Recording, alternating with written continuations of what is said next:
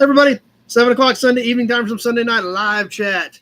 I'm Chad with Nobody Else's Auto. We got a lot of cool stuff to talk about tonight. And who is here? Charles is on. Tony's ready to go. Ryan and Amy are here. Mark is here with us. And it looks like we are connecting on Facebook as well. As always, we are live on two formats, both Facebook and YouTube, as you see me glancing back and forth, checking comments on both formats. Pete's here with us and ready to go. Ryan, I'm going to call you tomorrow on the Studebaker parts. I've got them off. I need to go over that with you. There's some damage on that floor panel, and then talk about those headlights, and then we'll readjust the pricing from there and figure it all out. So Dad's here with us. Michael Glagola's on with us. Neil's here. So glad you guys keep coming back and making this what it all is. Dennis is here and ready to go. But anyway, I hope everybody had a great week. Okay, Clark from New Zealand is on with us tonight. Alan from Arizona, and Randy's here also. So glad Clark is joining us from down under this evening, which I think it's probably tomorrow there, like tomorrow middle of the day, I think, or something. I don't know. But regardless, glad you're tuning in and hanging out tonight. Kevin L's here. Brian Dispatch is here. No, the rare plate, we'll probably do that on Toy Tuesday night. So we'll probably squeeze that rare license plate in, like one of the rarest ones I've ever had. And it's super cool, and it is super old. Kenny is here. Tony's on. Alan's with us. Bill Disk is here from Delaware. Still amazes me. You guys keep coming back, making this what it is. Like I always tell you, it is a chat, and it's not a chat if you guys aren't here and aren't participating. So thanks for that, your support in that. As always, please double check your comments. Check just in case autocorrect changes it. If I can't make out your comment because autocorrect changed it to something I can't understand, I will have to skip it and keep moving. Things get going pretty quickly on here sometimes. So I don't want to get too lost if I can't make out your comment.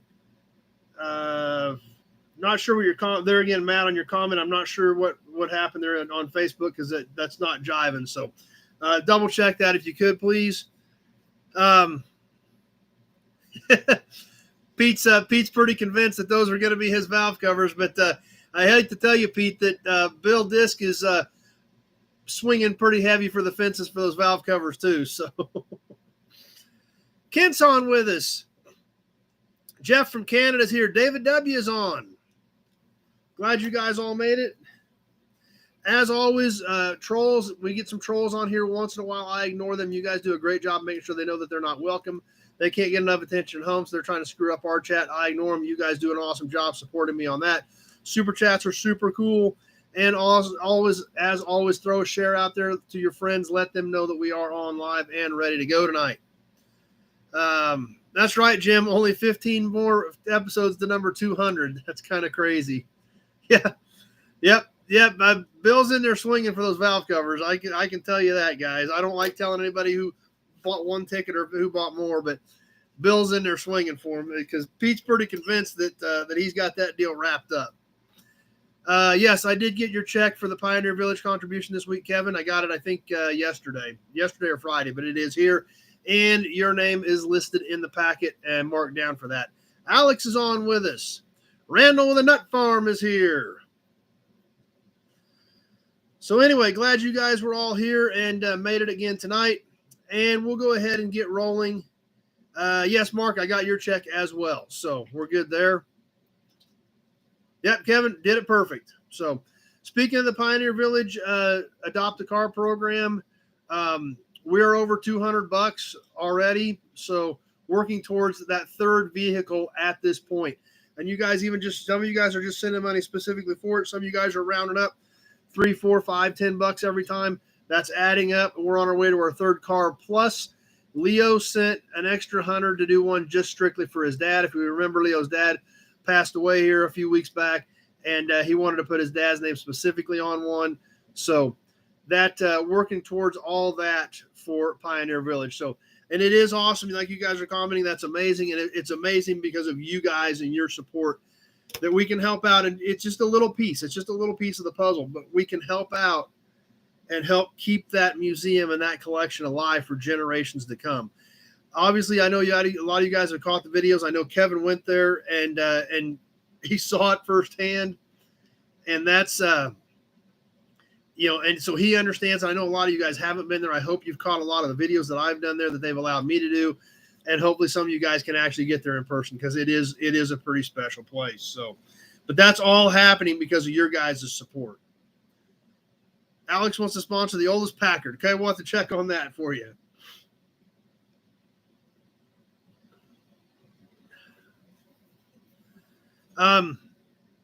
Real quick, one thing I do want to mention, 2 weeks from tonight, I think it's 2 weeks from tonight. Let me check the calendar here. Yes, 2 weeks from tonight, November 5th, I will not be on. If we do a car ourselves, they contact us. I believe they do. I believe they do contact you each year to re-up, Pete. I will have more information on how the whole process is going to work here soon when we go up there. Obviously, they're just rolling this out, so I would assume that's how they're going to do it, is send a notification each year. But they're in the beginning stages of this as well. But I would assume that's how they're going to do it. But we'll get some more of those details here soon. So, not far from Lex, the Allstate. Yeah, that thing was pretty cool too. Mike from Texas is here. Big Job is on. Numero uno from up north is here. Glad you made it number one. Planet Wisconsin's here. So anyway, November 5th, 2 weeks from tonight, we will not be on. Now, what that means is we will do the drawing for the valve covers next week. So the drawing will be next week on the 29th for the valve covers. I don't remember what night we talked about initially, if it was that one or the next one. But I will not be here the 5th. So we're going to do the valve cover drawing next week on the 29th. And then I will not be here on November 5th. I don't think you guys would be able to hear me if I was on that night. So, so it will be after that. Our next one after that should be like the 12th. Yes, November 12th. So we will do the drawing next week and announce the new raffle, skip the 5th, and then be back on live on the 12th. And I'll remind you guys of all that next week as well. But please remember, if you do want to get in on the raffle for the valve covers, these three, the grand prize, second and third, we have a Ford valve cover and a Chevy valve cover, both old school stamped metal valve covers that are going to be given away next Sunday night. And then November 5th, we will not be on. So, my first parts car was a 58 Buick. I don't remember. My first car that I drove was a 78 Turbo Regal, was my first school car. So I do not have any German-made German Fords, Matt. No, that's okay. I see what you were talking about there. I do not have any German Fords. So that clears that up a little bit. So Andy's on from Canada. Thanks, Randy. Appreciate it. So please bear that in mind, and I will remind you guys again next week, 2 weeks from tonight, November 5th, we will not be here. We have to skip that night. So, 72 Skylark four-door, nothing wrong with that. Nudged me down a 5253 Allstate that led me to a Sears motor buggy catalog. That sounds cool. Sounds like some cool stuff there, number one. But what else has been going on, and what is coming up, and what is getting ready to happen? Leo's here. Glad you made it, Leo. Your first box is on the way, Leo. I've got several boxes coming to you, but I had one ready, so I went ahead and shipped it. And you'll have a couple more coming by the time I get it all packaged up. Since Leo's father passed away, we held all of his stuff until he got through all that. So Leo's got like piles of goodness coming. And make sure you go through everything, Leo. I've got pieces tucked into oil cans and everything. So unwrap every single piece in there, Leo. Ken from Michigan's here. Yep, it is going to be like Christmas, and you got a couple more boxes of it coming. I had that one ready, so I went ahead and took it, and I'll get the rest of that stuff wrapped up and out of here this week. The other thing to me that was kind of exciting this week is our local library had its annual used book sale. I love the used book sale. Big fan of the used book sale. I love catching that every year. Got a whole big box of books stacked in here I got to sort through now. So I was excited. I mean, that's kind of a dumb little thing, but I always get excited about the used book sale. I look for reference books. I look for good biographies. I look for stuff that I read at night. That perfect, Leo, sounds good. So for me, that's a win. I don't know. It's kind of a weird little thing that I like. I love going to the used book sale at our local library every year, and it supports the library too. So I was pretty excited about that. Got a big old box of books over here to sort through. What's going to be referenced, stay here on the shelf. What's going to go home to read, things like that. So, not the direct connection sign's one of my personal ones, Matt. That one is not for sale. Let's see. Bill Disk, what was the book you were reading? It was about World War II. I've read tons of World War II books, Bill. Eric's here with us. The last one that we talked about, is that the one you're talking about? The last one we talked about in here? Because it's over there. I can go grab it real quick. Yeah, as long as I got interesting books, that's all that matters. As long as I get interesting books, and I always do, so I was excited. Okay, let me grab it real quick, Bill, because it is over here. I did get some car books, yeah. I think this is the one you were asking about, Bill, a higher call about Ye Olde Pub, the B-17 Ye Olde Pub that was actually escorted by a German fighter. Outstanding book. Absolutely outstanding book. I did get some other World War II books today at the library sale, too. If you guys want to see them, let me know. I'll show them those. I'll share those with you real quick, too. Rich 220's Garage is here.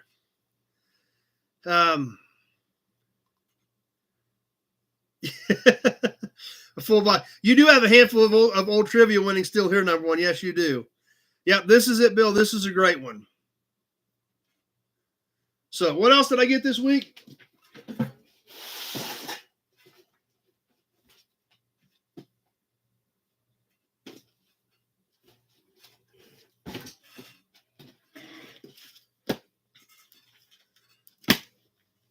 Ford book.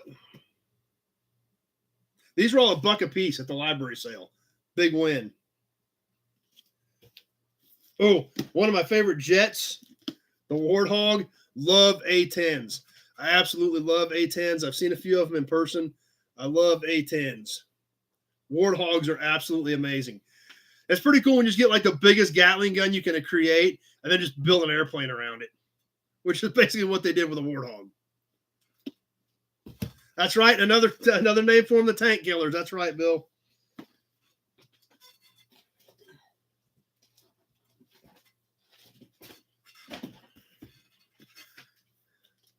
Let's see. Yeah, I'm more of a buyer. Yeah. Johnny Z's here tonight. Tony is making homemade sauerkraut tonight. This is kind of interesting, but kind of interesting. This posters of World War II. I do have several original World War II propaganda posters, U.S. ones. Thought this was a pretty cool book. Can't wait to get into this book. I've read about this topic quite a bit. Anybody ever heard of this? Those wonderful women and their flying machines, the unknown heroines of World War II. Kind of excited about that book. Better known as our WASPs, Women's Air Service Pilots.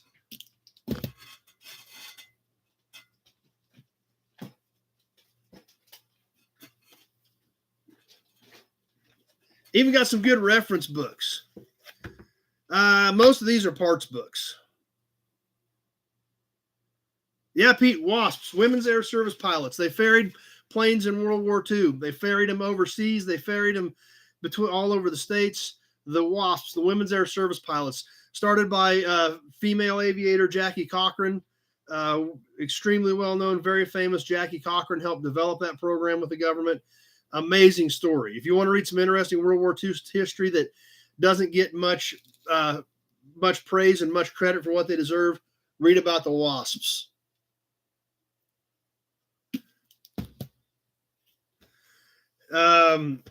Reference books, pedal cars, Matchbox.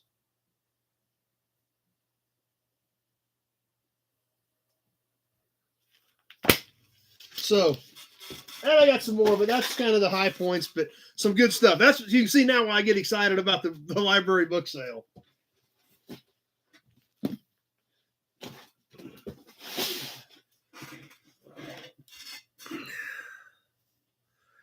Okay, let's see. Get caught up on comments here. Yeah, we got the Cutlass unloaded. We got from Brett. That's right, right. Like Ryan, like Amy says, the WASPs are very important, and they do not get the credit they deserve. In fact, The Wasps did not even receive veterans benefits until the late 70s. It was the late 1970s before Congress even recognized the Wasps for their contribution to World War II and actually allowed them veterans benefits. For 30 years, they were allowed no veterans benefits, no veterans retirement, nothing. I mean, they were completely written off, even though they were an extremely important part of the war. Scott's on with us over on Facebook. Who wrote the pedal car book? Let's see. Pete needs to pay more attention to library book sales. Yeah.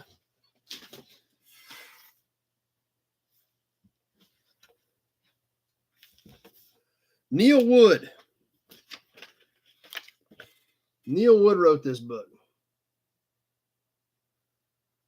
I said the Wasp was a carrier. There was a Wasp ship. It was a carrier.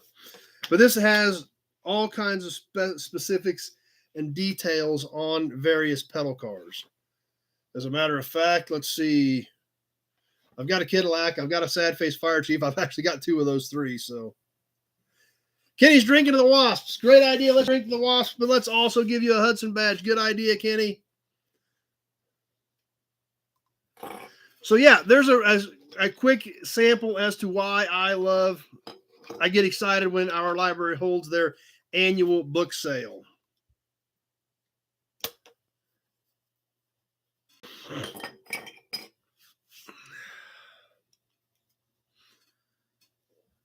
Okay. I know I've missed a few comments there. I apologize, guys. There's a lot of things been going through here pretty quick. Nah, is the nobody raffle pedal car in that book? We actually haven't raffled off a pedal car in a while. That might not be a bad idea, number one.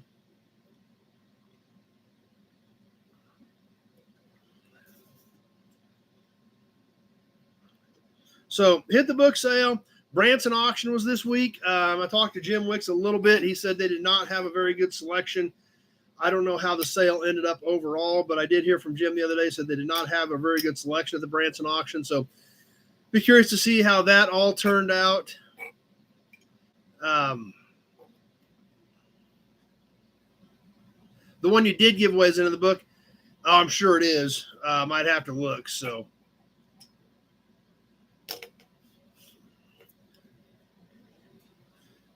Something else that's coming that's going to be interesting and coming up here in the near future that I want to let you guys in on.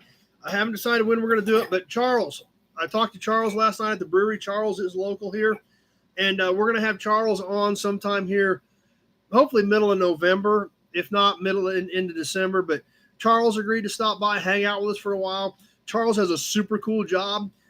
He gets to play with big boy toys all day, every day. That's his world, are big boy toys. So I can't wait for Charles to come by, hang out, spend some time with us one of these evenings. So you guys are going to get to meet Charles in person instead of just on the screen. And it's going to be cool when you guys hear about all the super neat stuff he does. He has to bring enough beer for everybody. So excited to have Charles coming by. Matt recovering from knee surgery. Hope that's going well. Yes, Charles Fitz is going to swing by here. Like I said, next week we're going to do the raffle. The week after that, I'm gone. So it'll probably be like the 12th or the 19th, somewhere in that window, where we're going to try to have Charles on. So that'll be a fun night as well. And you guys will get to meet him in person and hear about all the cool stuff he deals with on a day-to-day basis. So it is pretty fascinating. Every time I see him, I was like, what'd you do this week? Where'd you go? What'd you get to mess with? It's pretty neat stuff. So looking forward to Charles swinging by. And also, what else is happening next week? Hutch Swap Meet, Friday and Saturday, Hutchinson, Kansas at the fairgrounds. I do plan on being there on Friday. If anybody is going to catch the Hutch Swap Meet, just give me a holler and or catch up with me while I'm there. Stop and say hi. Not a real huge one. Their spring one did not go very well. They have done two there over the past several years, spring and fall. Their spring one rained out, and they decided that they're not going to do the spring one anymore. It's going to go strictly to a fall one, which is really probably a better idea. There's too many spring ones in Kansas. Wichita, Lawrence, Ark City, all those are within like 6 weeks of each other. And Hutch had one right in that same window, in that 6 to 8 week window. So that was almost a little too much. So I think Hutch going to just the fall deal is going to be better. That's right. Nate will be there. We'll see Nate there. I hope there's no snow in the forecast. So Mary's here with us. Glad Mary's on Facebook.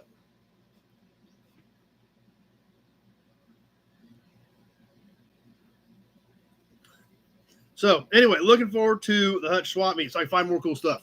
Plus, if I find more cool stuff, that means the auction boxes are going to be full of more cool stuff. Mike Barger's on with us. Glad you're here, Mike. And then, of course, new inventory. What did I pick up this week? Jeff, would you be willing to consult briefly on an issue pertaining to America's involvement in World War II? What is it, Jeff? Throw it out there. I'm not going to guarantee I'm going to have an answer, but somebody on here might. We're only showing 7 viewers right now on Facebook. Facebook used to have 40 or 50 as well, but since they went to Meta and they changed their parameters on how they feed things, Facebook is usually, 10, 12, 8, 10, 12 is all. Used to be, like I said, just as many as YouTube, but since Facebook has changed a lot of those parameters, a lot of that stuff has been messed up. It's harder to find. I don't think they push it as much. So let's see.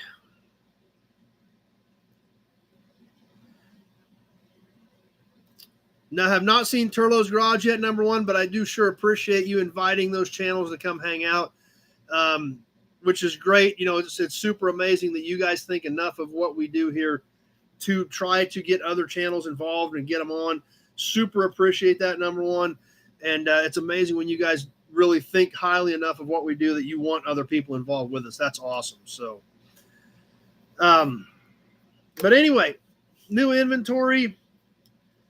Let's see. I had some newer stuff come in that wasn't that exciting this week, but I did have one super cool one come in that Dad and I went and got yesterday. Long story short, this is the third time I've bought this truck. It's been stashed in a lean-to on the side of a building out in the middle of a section of ground. You had to take basically the implement road in and go about 100 yards out into the field. It's literally plowed all the way around it to get this pickup out. I bought a 40 Ford two-door sedan about a month ago, Alex. It's pretty rough, though. So like I said, I bought this. I bought it 3 times. The guy changed his mind the first 2 times. And actually, the guy that I bought it from, I bought it from his family this time. He was one of my old high school history teachers. And we made a deal on it years ago. Then he decided not to sell it. We made another deal on it several years ago. Decided not to sell it. Well, he's actually in assisted living now, so the family is cleaning things up. So this time I actually did buy it, wrote a check for it, got paperwork on it. So finally got it done after 8 or 10 years and 3 attempts.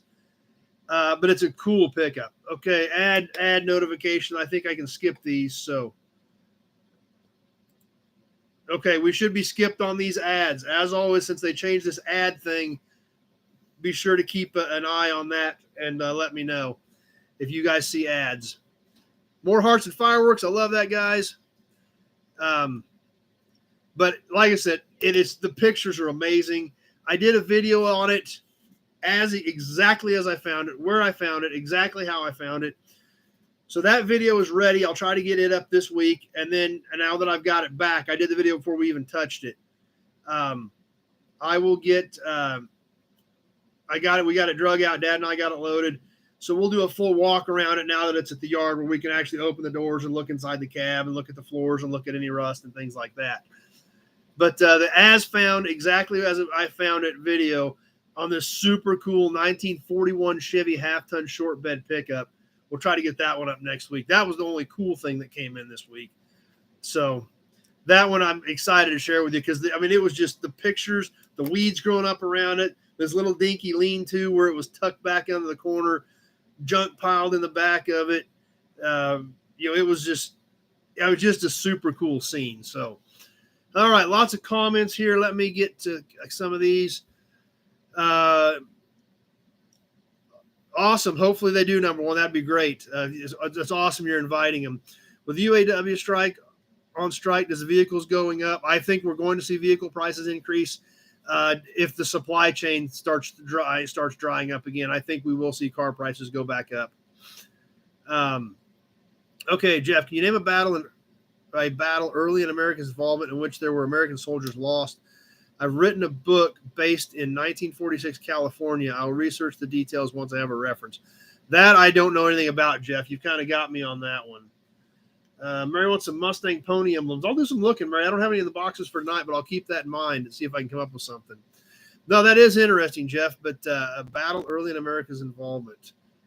No, we'll have to, other than like Pearl Harbor or things like that, obvious, but no, that is interesting. Randy says hit the like button. Appreciate that.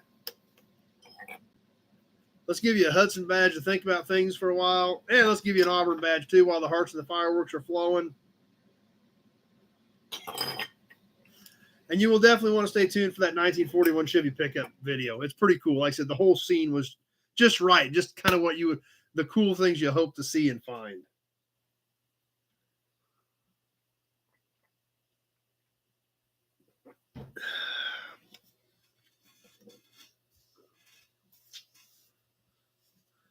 GM can't get parts as of right now. Yeah, I'm sure that's going to affect a lot of people.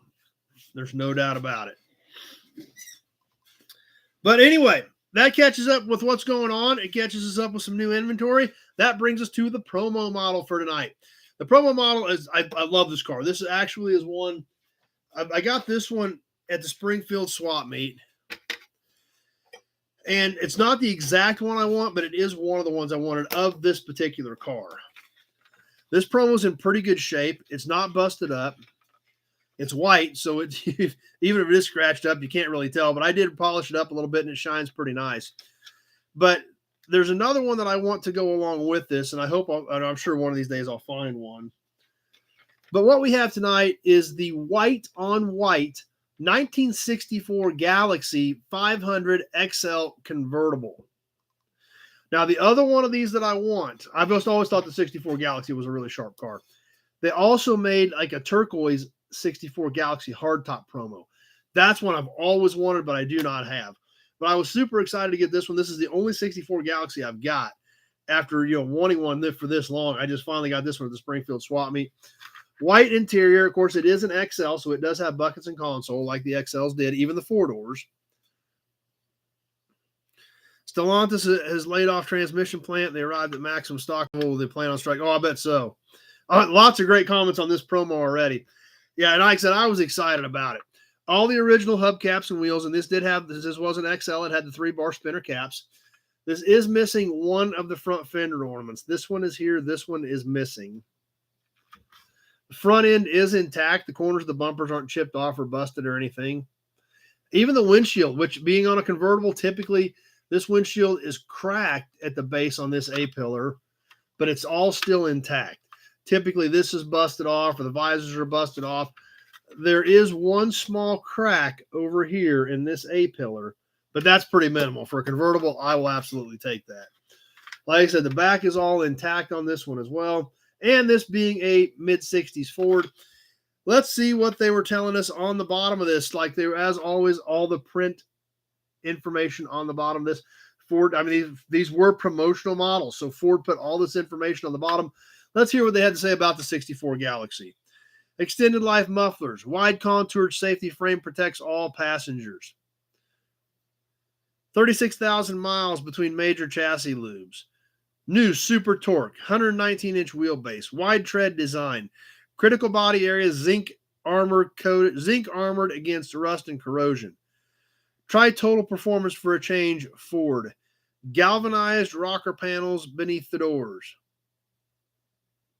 So all kinds of cool information on the bottom of this, but they were promo models. That's right, Jim. Never really saw a promo I didn't like, so.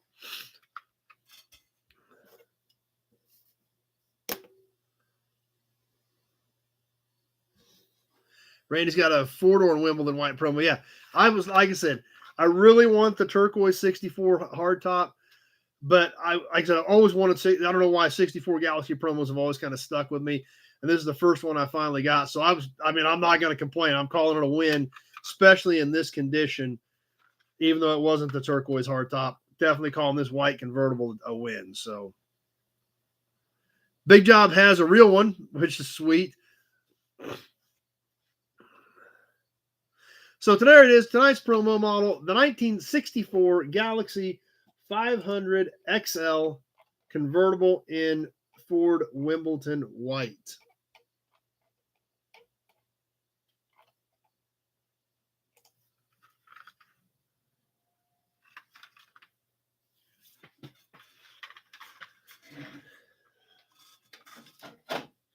Now, badges and emblems. 71 Himikuda promo. That's a great one. And you painted it. Yep, that happened to a lot of them. I mean, you're definitely not the only one that did that. There's no doubt about it.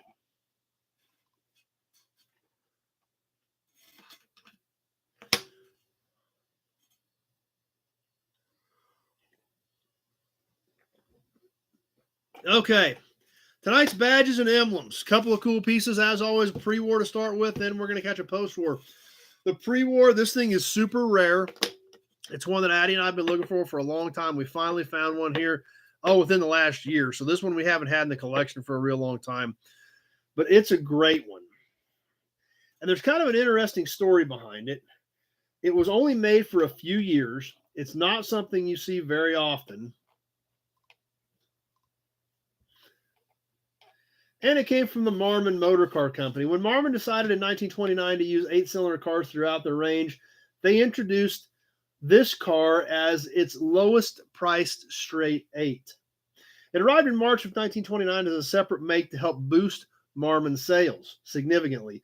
But the stock market crash that followed soon after hit Marmon badly, and Marmon sales fell. And this car did not continue beyond 1930. So obviously, very, very, very small window, introduced right before the stock market crash of 1929 and didn't make it much past 1930. So it's a very unique piece. It's a very hard to find emblem, and it's one that we were definitely excited to add to our collection that we kind of had our eyes peeled for a long time. So like I said, I told you this told you guys this was going to be kind of an interesting special badge night pre-war, and that's what it is. For the 1929 Marmon Roosevelt. Definitely not one that you see very often. Obviously named after Teddy Roosevelt. This is a fairly small badge. This was a regular enamel radiator badge. And it's only about 1 3/4 inches by about 1 3/8 inches. Read the intro to the Detroit Steel Artist by Leno about Marmon's designer. Okay, sounds interesting. So this is a really unique piece. This had the button on the back to push it on. The button is broken off. This does have the maker's mark on it. Once again, another badge that Pete's never seen. Yeah. So I like I said, we've been after one of these for a long time and thought this one was super cool. And like I said, it does have some chips in it, but it is literally Teddy Roosevelt's face for the Marmon Roosevelt. Now, obviously, that information coming from AmericanAutoEmblems.com, the place, the go-to place for these enamel badges that we all love. It looked cool on a rat rod. Yeah, like I said, it's a different piece, and one that we were definitely excited to get. So, 1929, 1930 era, short run, not a ton of them out there for the Marmon Roosevelt badge. So a lot of you guys have never seen it, which is great because that's the whole part of this. We all learn stuff. We're all learning together, and that's what is important. And that's why this thing is so awesome and why it works. We all learn together.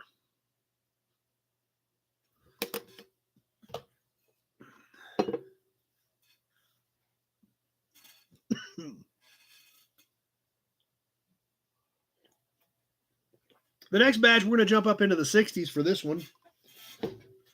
And at first, it probably seems like kind of a normal average badge. But it is a little bit different. That's a first for a lot of you guys, which is great. That excites me that we're doing stuff that you guys haven't seen before. because that means we're all learning. Martin must have been a Roosevelt fan. Yep. Wow, a lot of you guys have never seen it. That's awesome. That's the whole purpose of what we do here, so we all learn. So to begin with, this next badge from 1966 probably looks pretty common to most of you guys. It's a Chevy C60 badge. Went on the side of the fender, medium-duty Chevy truck. You know, obviously the bow tie would have been blue up here, would have had some red background behind the 60. And that's what it was, you know, pretty common badge. But what makes this one different? Now, obviously, in today's world, diesel trucks are extremely common. They're literally on every street corner. Billy Bowman's here. In the 60s, diesels were not so common. But check this one out. A diesel C60. Now, diesels were starting to be used more and more. I mean, they were starting to get into ag a lot. But you did not see a lot of diesel ones. And then having its own specific diesel badge for the 1966 C60. Thought this thing was super cool.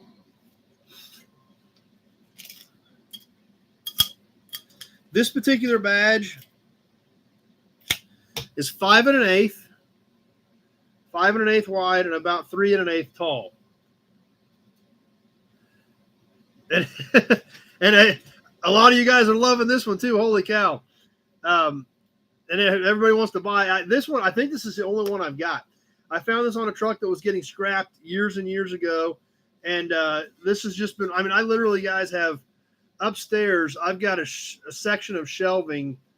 It's probably got like 3 shelves in it. And they're probably 5 foot across, 3 shelves up and down of bin boxes full of emblems that I've gathered up over vehicles over the years from scrap yards. Stuff that was going to the shredder, things like that. Joe says it was a Toro Flow diesel. So like I said, I don't know what kind of diesel it was. So Joe obviously knows a little bit more about these. In Planet, Wisconsin, just asked that. Joe said it was a Toro Flow, so not sure what that one was. But it was a cool piece. This was a stud mount. This one stud is partially broken. But it is a regular factory piece for the 1966 GM or Chevy C60 with a diesel engine. So yeah, except this, I mean, I don't know how long. I mean, I probably found this thing 10, 15, 20 years ago. And I'm sure it came off of a truck in a scrap yard. The old that was going in for metal. So, you know, long gone. It would be cool, though, if we did find one to do a video on it. But I thought, there again, obviously I thought it was a cool enough piece to sit back and hold on to for all these years. Do not have any 68 SAW badges.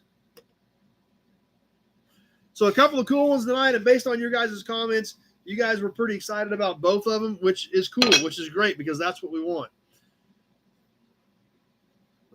The Marmon Roosevelt and the 1966 C60 with diesel power. I don't know was that a Detroit diesel, Joe, that Toro Flow? I assume it was a Detroit diesel, but I'm not sure. So maybe Joe can enlighten us a little bit more on that as well. So glad you guys like the badges tonight. That's part of what I do and part of the why I work hard trying to put a quality show together. So we have this cool stuff that we all learn new things. So that takes care of the promo model. That takes care of badges and M's. And that brings us up to story time. Okay, it was not a Detroit. It was not a Detroit diesel. So Joe said that was not a Detroit diesel.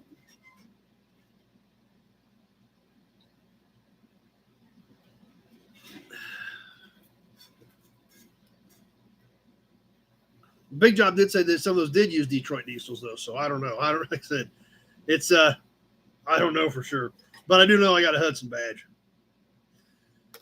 But story time tonight. There again, I'm starting to look through pictures of even stuff that, you know, some of the stuff that came in the yard has been several years ago now, and I came across a picture that of a car that I've already sold. Wasn't all that long ago. I probably sold it a year ago or so, but it was one of those deals that I sold an F body, which obviously, as you guys know, I don't like to sell F bodies. And so that was, I'm going through this picture. Oh, there's an F body. I'll let go. But at least it went to a good home. Yes, I found an old picture of Pete's Camaro. Check that one out. How's that for story time? Yes, the T-Top 1981 Camaro that Pete came up and got.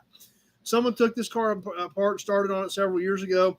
Basic V6 car, but it was a T-Top car. Got a lot of hearts out of Pete on that one, but just an extremely solid car.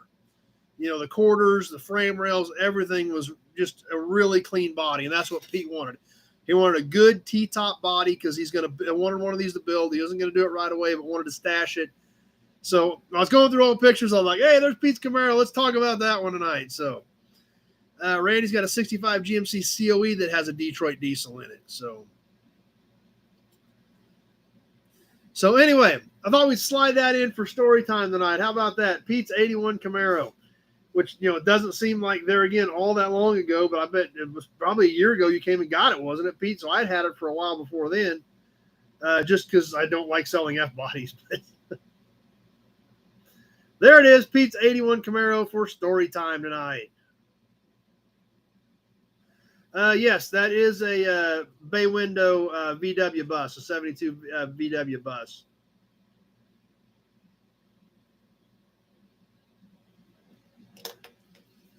So shake things up a bit there tonight.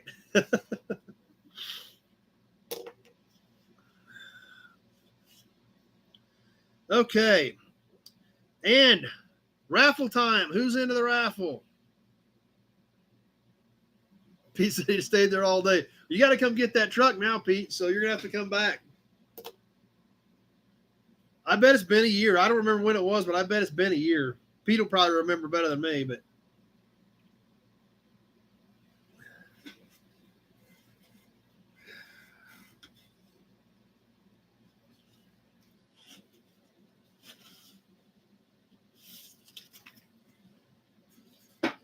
But who's in the raffle? Who is currently in the big Buick oil can? Yeah, 81, they were good-looking cars in 81, that's for sure. But you're right, Planet Wisconsin, it was a rough for performance cars. That's absolutely. Oh, Kenny said he wants more Hudson badge. There we go.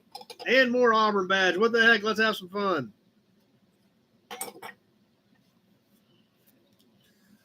But anyway, who is in as of right now in the big Buick oil can for the raffle for next week?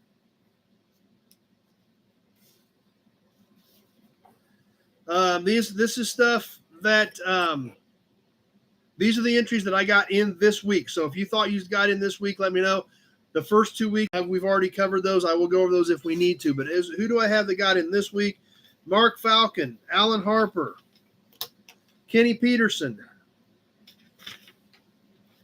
Joe's Classics, Big Job, Zach Thompson, Lee Carr, Tony Napoli, and Bill Disk. I got all those. You need more Auburn badge to Planet Wisconsin? There we go. Let's get some more Auburn badge. We'll give you another Hudson badge, too, for bonus. It's going to be a rough night, guys. You guys keep this up. So that's who all got in this week into the awesome valve cover raffle for next week. This is your last week to get in before the drawing next weekend and the new raffle. Tony, they did have Detroits in most, but they also use a diesel version of a 478 Big Block V6. So it could have been either way the way it sounds. More fireworks and hearts. That's awesome. And what the heck? Let's yank something out of this can while we're talking about the raffle.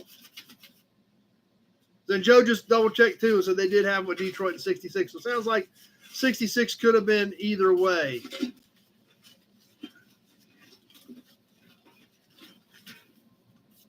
We got this. It's flat. Must be a MacBook. Let's check it out.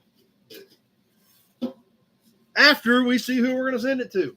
And remember, guys, these are bonus drawings. Your name goes back into the can, and these will ship with your next shipment. They will not ship on their own. But filling this up with a bunch of familiar names. I'm sure a lot of you guys see your names in there as of right now. Okay, Joe says the Toro Flow was mainly GMC. Okay, so a lot of Chevys had Detroit's Toro Flow was mainly GMC. So, which is kind of crazy that they use different engines, but back then they did. Let's see what kind of comments we got going over here. Ready for the bonus raffle? Yeah, early 80s cars couldn't get a speeding ticket. That's true. Tweedledee, perfect Tweedledee. Yep, give me a shout tomorrow. We'll go through it all. And we're going to touch on that here in a little bit as well. Let's give away this. It must be a matchbook wrapped up in here. Let's find out who we're sending it to. and then we will open it up and check it out. 82 Escort, the slowest car ever. That could be true. He just says, just give it to Martin.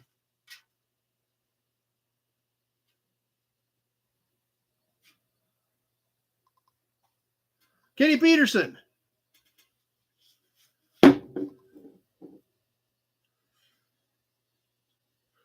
So let's see what it is.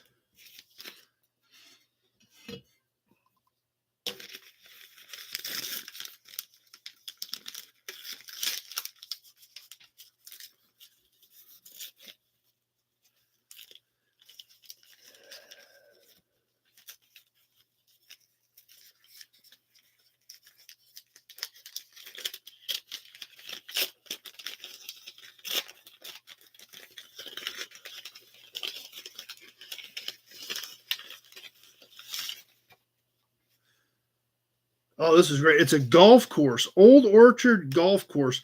But check out the graphics on this thing.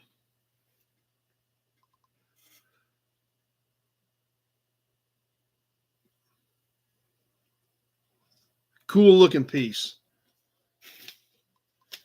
So let's write Kenny on this one.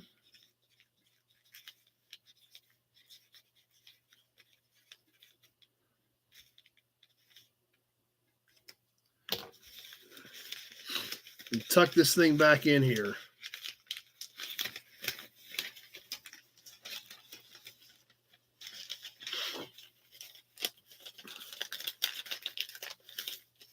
All right, bag that back up for Kenny.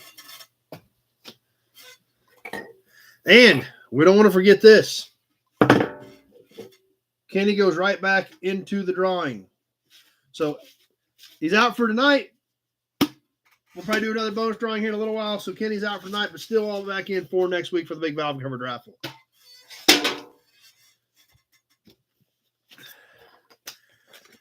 And one other thing real quick. Pioneer Village. I'm going to run through the names of who I've got as of right now on Pioneer Village Adopt a Car. X-Ray Dean's here.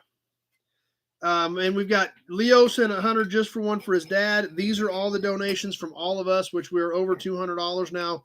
And like I said, every $100 we'll put our name on another car. Kevin L., Johnny Z., Alan Harper, Pete Winters, Randall Ellenberger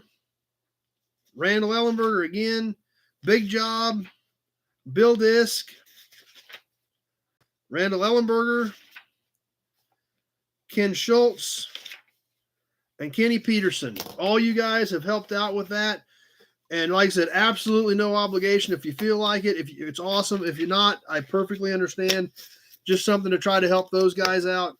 But that, I just want to make sure that if you think you've contributed, I wanted to make sure that you guys know who I've gotten it from, so that if somebody thinks they sent something in, we didn't miss somebody. So Zach's here. Whiskey Business made it. And with that, that brings us up to tonight's auctions. Auction time. Yesteryears is here. Ads. Okay. We'll back up here for a second.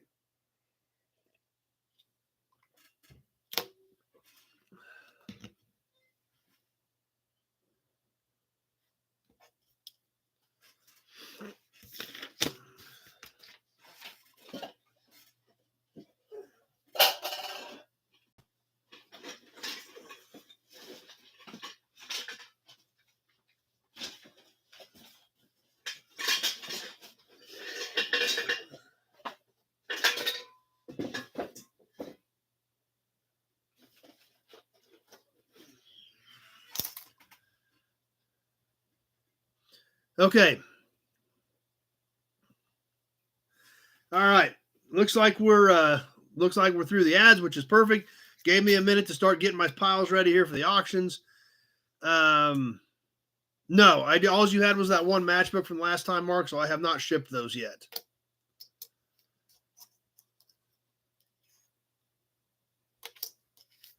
So anyway, let's go ahead and start working towards the auctions. If we do get an ad during the auction, I will stop the timer as soon as I start seeing you guys hit the ads there. So Alan's here with us. As always, we'll hold up an item. We'll check it out. We'll talk about that particular car. We'll look at that particular piece. We'll look at any defects, damage to that piece. I may give you some dimensions on it as we're going through talking about it. Sam's here. Sam made it.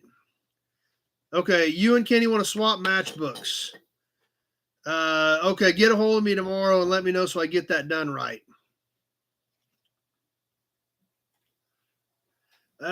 Joe's Classics is on Facebook tonight. So, well, hey, as long as you're here, that's all that matters.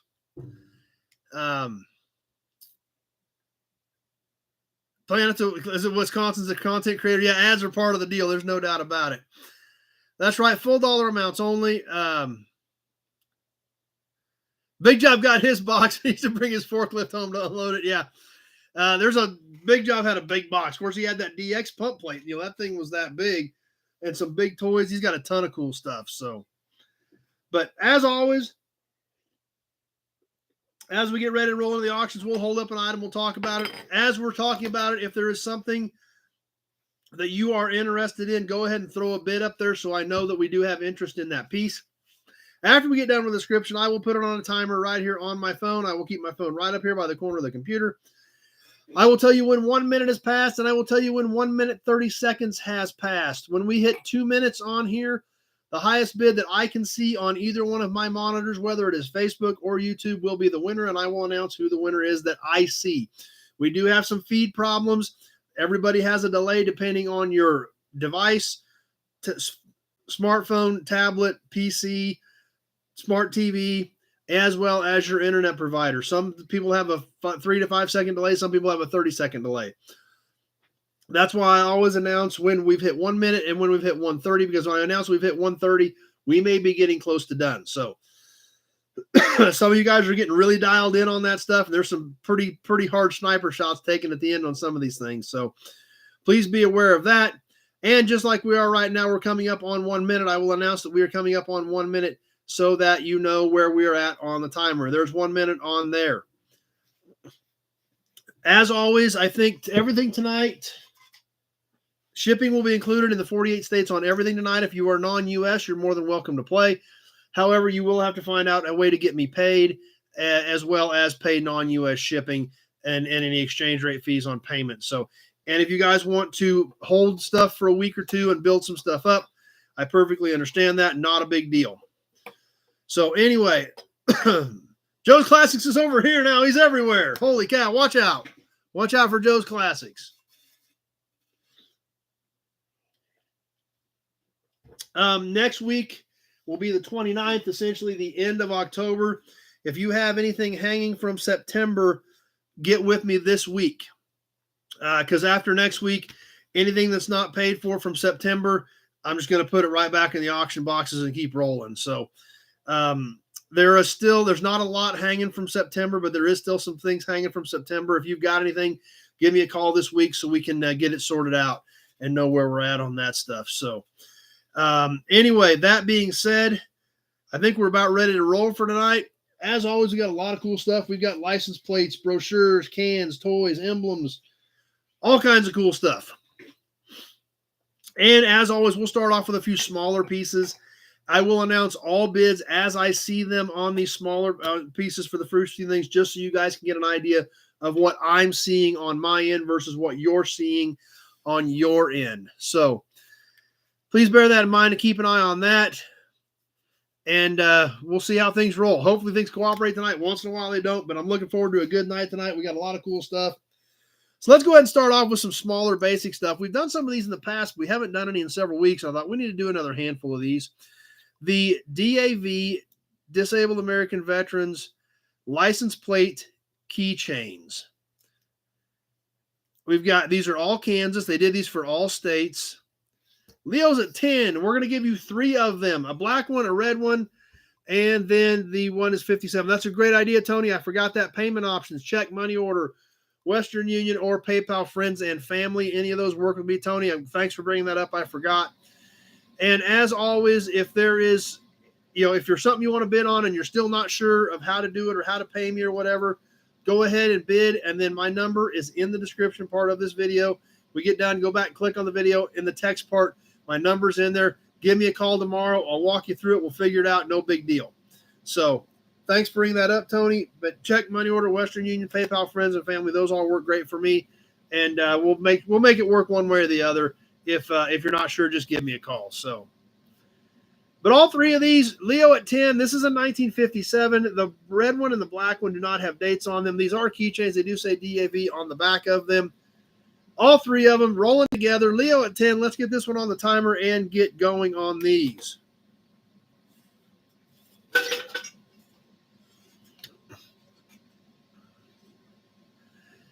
Planet Wisconsin, they used to sell those with your license plate number. Yeah, I bought a whole box of these. We've sold several of them. We forgot. I haven't drug any out in the last couple weeks. I thought we'd throw a batch of them in here tonight. So kind of get things kicked off and rolling. Dean looks thirsty. We better help you out with that. We don't want you to go thirsty.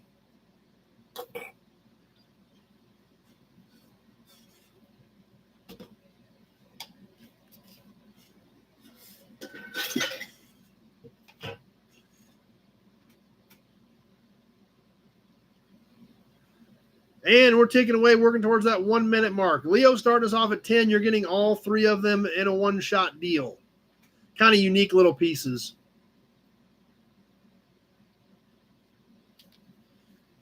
And there's 1 minute. 1 minute has now passed. That's right. Microplate bundle. That's exactly right.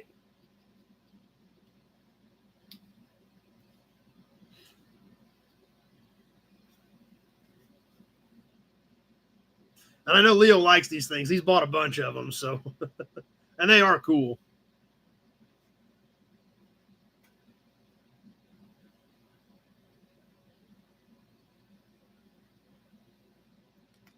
And there's the minute 30 mark. 1 minute, 30 seconds has passed. Leo at 10. Leo must be the only guy after these right now. Unless we got some snipers out there, you never know. We're going to find out here in just a few seconds. Yeah, I don't know if Norman likes these or not. I don't think she's been on since we've been selling any of these. Leo at 10 as we're coming down to the wire. He may sneak these out of here cheap.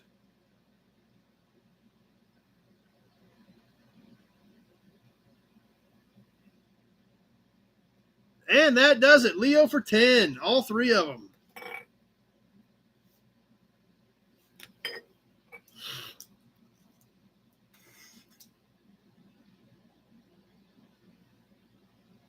And let's get some matchbooks worked into the program right now. These things are funny. These are all comic type matchbooks. The first one from Deanie's Cafe in Scott City, Kansas. It says, wash your own darn back.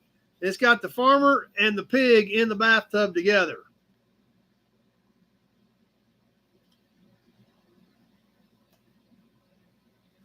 And these next two are from Scott City Recreation in Scott City, Kansas. And it says, you youngins been at the vitamins again.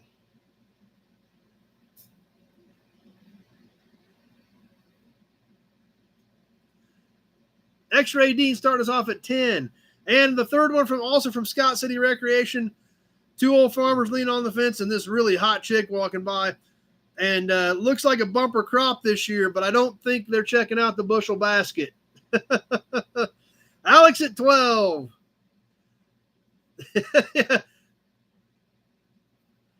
So all three of them, two of them from Scott City Recreation.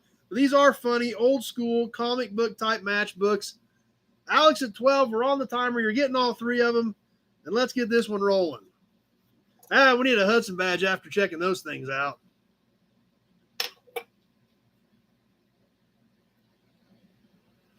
Okay, so the one that Kenny just won, this needs to go to Mark, and then we're going to send Kenny the Richfield one. Is that correct, guys?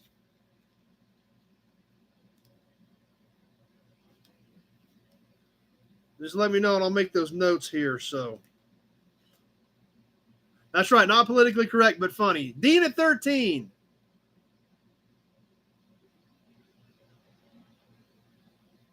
Okay, perfect. Alex at 15. All right. I marked it on there. Richfield to Kenny. And we'll put Mark on here. Alex at 15 on the matchbooks. As we hit the 1 minute mark, there's 1 minute. Matchbooks that are poker hands on the matches. Now I don't think there's any of those in there. Alex at 15 on the comic matchbooks, the non-politically correct comic matchbooks.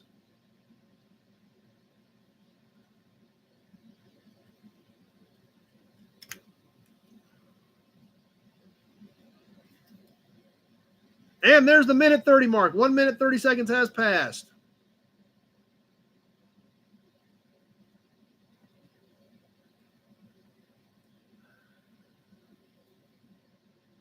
Alex at 15.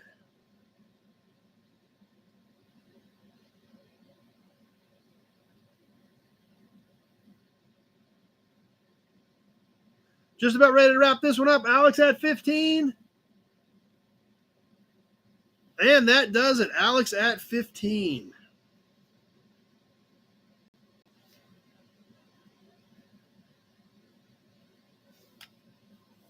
Mark at 16, just a little bit too late.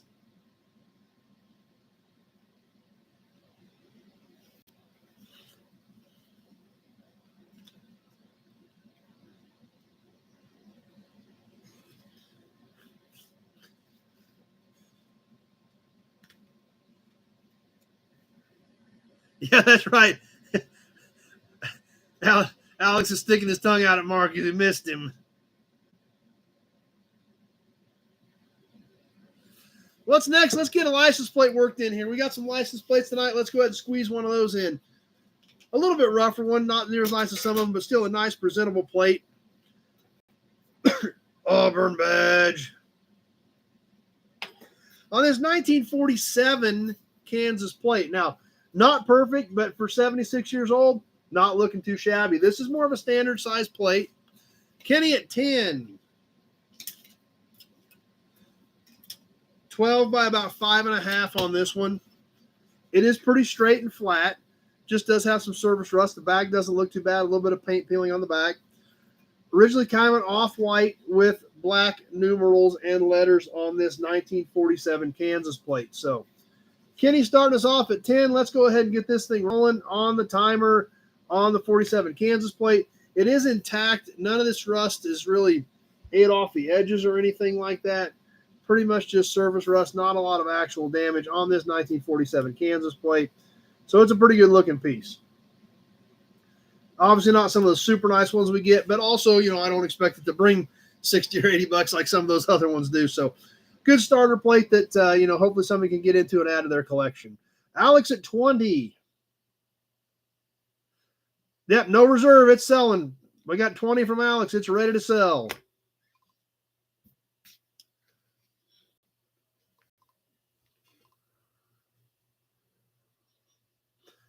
And we're getting close to the minute mark on this one already. I've got Alex at 20.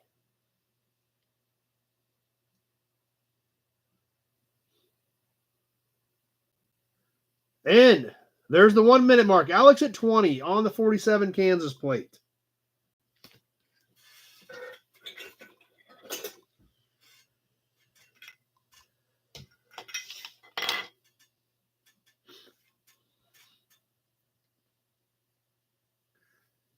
Kind of quiet for a license plate auction. Usually everybody loves license plates. Let's see what happens. But like I said, this is a more of a starter type plate anyway. So, but we're coming up on the minute 30 mark, and we'll see here in about 30 seconds because there is the 1 minute 30 second mark. Alex at 20 on the 47 plate.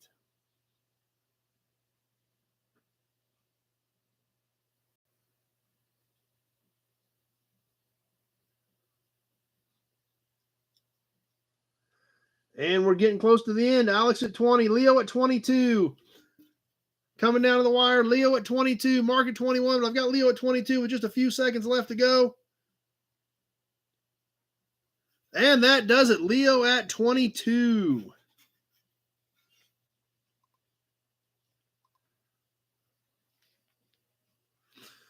Alan spent his money on a 51 Merc this week. Now that's probably a pretty good way to spend money. So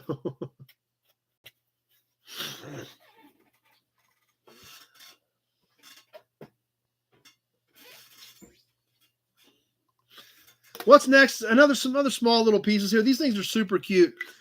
We did a couple of these a while back. I bought a small box of these. This is the end of the line on these. They're super cute. Boing, boing, boing, boing. They're little household type oilers. They're little dinky tiny oil cans. And I actually had 3 left, so we're going to do all 3 of these in a one-shot deal. This one has an old school price sticker on it for $1.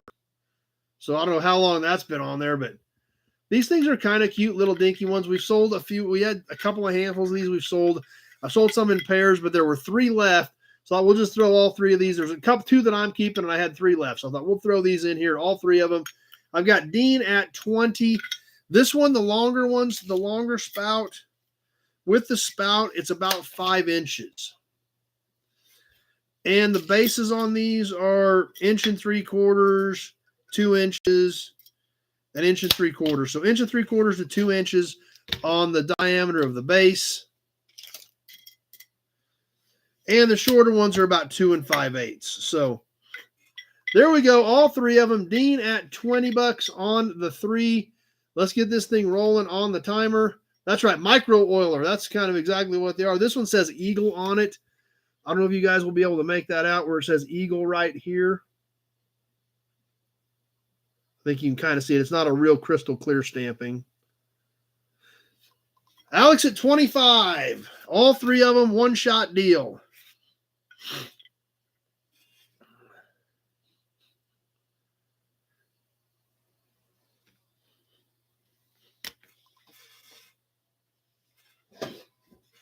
Kenny at 26.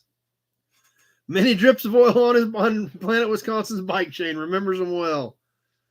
Kenny at 26. You're getting all 3 of them. They're just cute little fellers.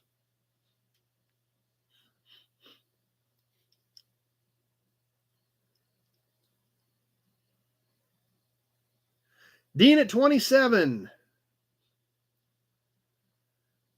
And there's 1 minute. X-Ray Dean at 27 at the 1 minute mark.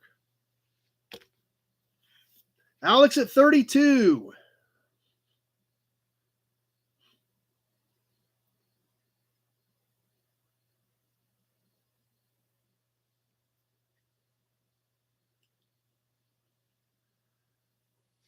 You still remember that?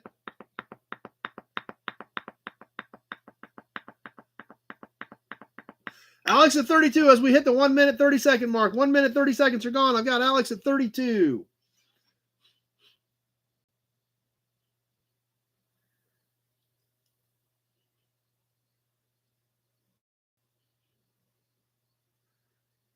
Martin's bid of 20, that must have been hung up in there. I hope we're not getting into I hope we don't have a lot of bids hung up in there because Alex at 32 is my high bidder. We're just about ready to wrap this one up. We're coming down to the last few seconds. Alex at 32.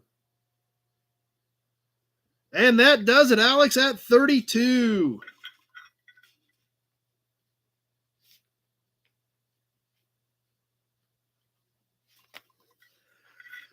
So I hope we're not going to start running into too many issues because that $20 bid Martin had must have been hung up in there for quite a while before it popped up. So that kind of concerns me a little bit. We'll kind of keep an eye on there. That's right, Dean. That's a good idea. Everybody hit refresh real quick so we can go ahead and make sure everybody is completely up to date and current. And I will give you a few seconds to hit refresh while we get before we get into the next piece.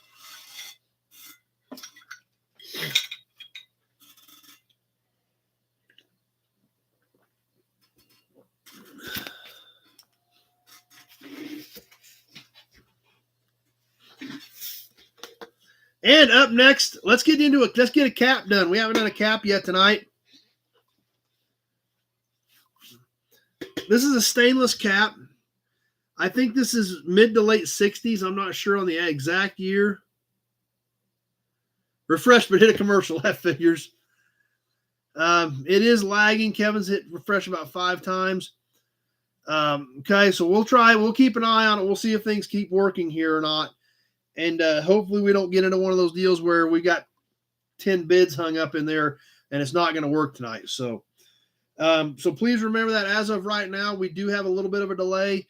But if it gets to the point where it's there's 5-10 bids hung up in there, then we're going to have to do something about it. But let's get to the first cap of the night. Something for our GM fans. Like I said, this is mid to late 60s, stainless steel. Oldsmobile with a rocket right in the middle of it. Yes, the Oldsmobile rocket. Like I said, I think this is probably 67, 68 era. I didn't look it up. I'm just ballparking it. It does have some dings and scuffs in it over here, a few dingies over here. Good looking cap. Like I said, it is stainless steel with the rocket right in the middle of it. This is original paint. 10.5 in diameter. Yes, it's 10.5 inches in diameter, so it is a poverty cap, dog dish type cap, not a full-size cap. That's what makes these things cool. They are great man cave display items on this Oldsmobile cap. Mark started us off at 10. It does have a little bit of a dish to it. You can see how it domes to the top. So good looking piece on the Oldsmobile rocket. I've got Mark at 10. Let's go ahead and get this thing rolling on the Oldsmobile cap.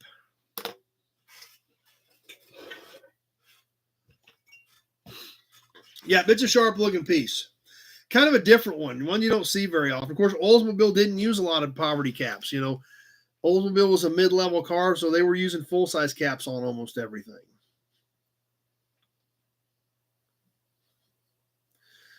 So we've got Mark at 10, and we are on the timer.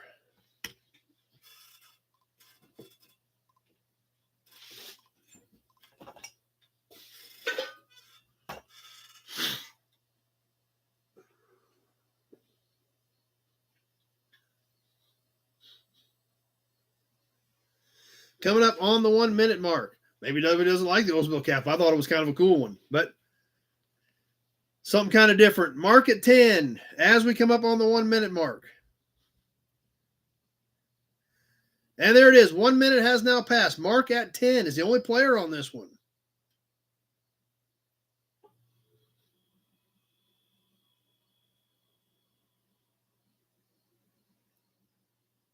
Unless there's a whole bunch of bids hung up in there.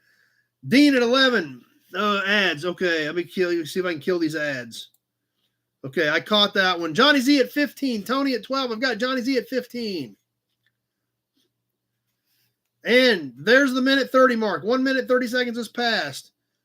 Johnny Z at 15. Zach at 17.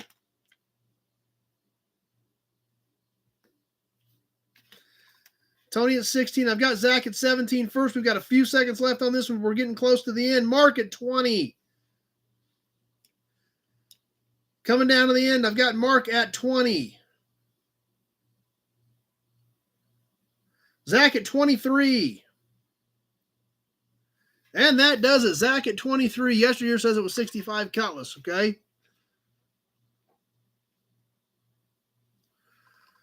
Johnny Z came back at 25, but I had Zach at 23 at 2 minutes. Johnny Z's bid was a little too late. Whiskey Business, Zach at 23.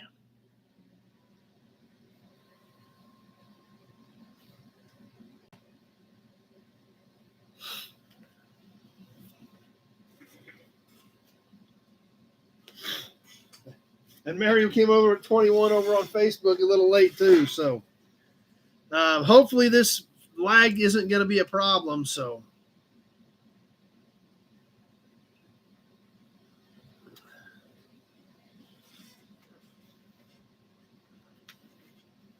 how about another twofer?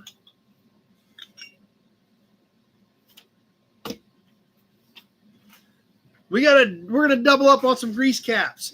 These are a little bit rougher, so I'm going to sell them as a pair. We've done some of these in the past that were a little bit better, but we're going to do these together as a one-shot deal on a pair of Essex caps.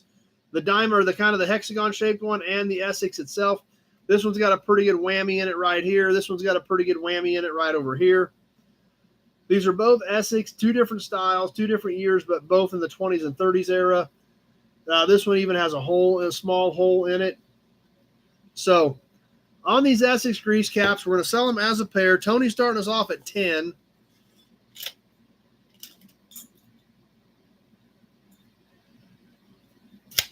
This one is about 3 inches in diameter all the way out on the circle. Dean at 11.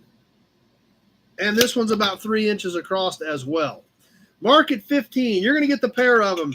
Since these are a little bit rougher, I figure we throw these in together. We've sold some better ones individually. We're going to get the pair of these. Mark at 15. Let's get this thing rolling on the timer and see where things go. Tweedledee D at 16.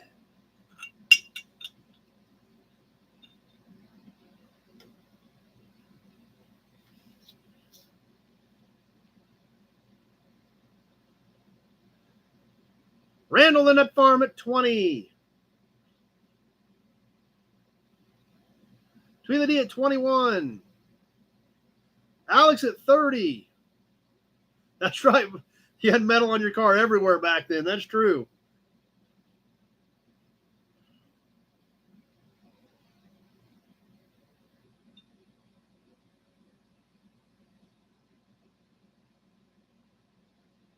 As we're coming up on the 1 minute mark, I've got Alex at 30.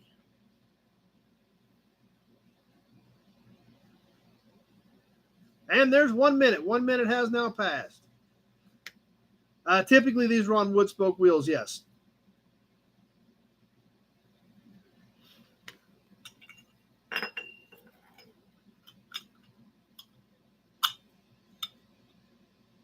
There, maybe you can see him a little better there.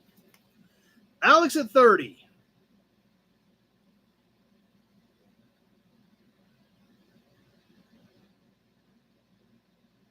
And there's the minute 30 mark. Eric's here with us. 1 minute, 30 seconds has passed. I've got Alex at 30.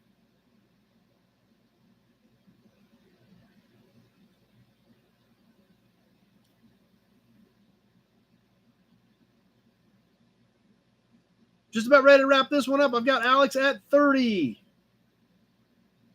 Tony at 32.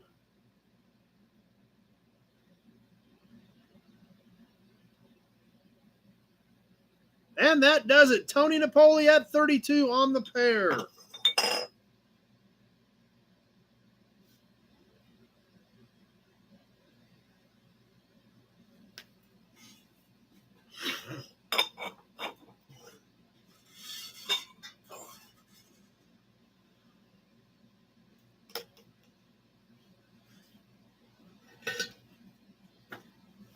All right. I've got we did some brochures last week and you guys really liked them. So I thought I'd mix a few more pieces of literature in tonight as well.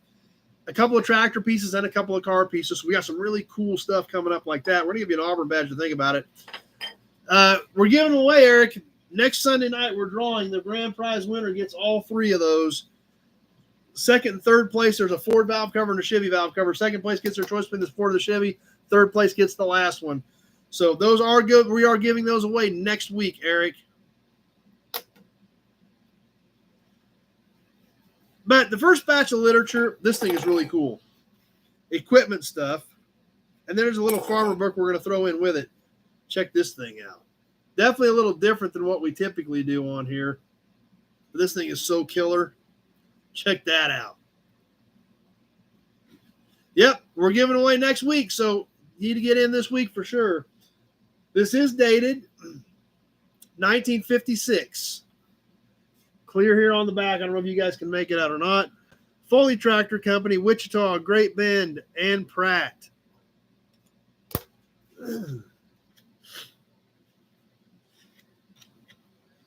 As with all these brochures, just absolutely killer pictures in them.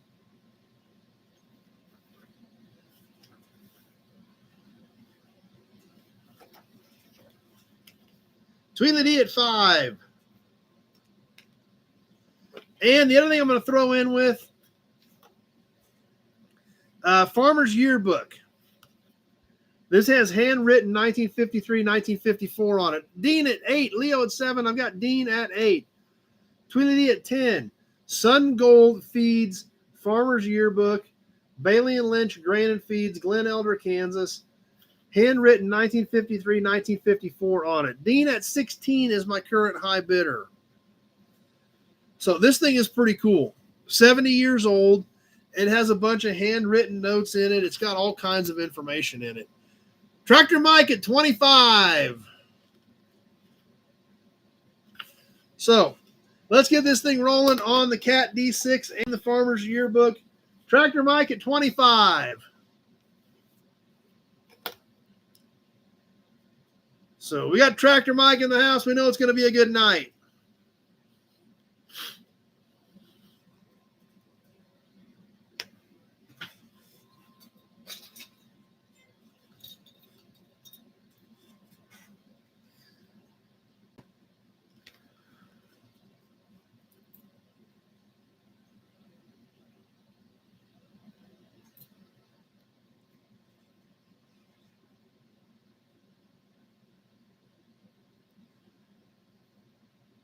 Coming up close to the 1 minute mark. Hudson Badge for Kenny says Hudson Badge for Tractor Mike. Mary says hello, Tractor Mike. Coming up on the 1 minute mark, I've got Tractor Mike at 25. 1 minute to go.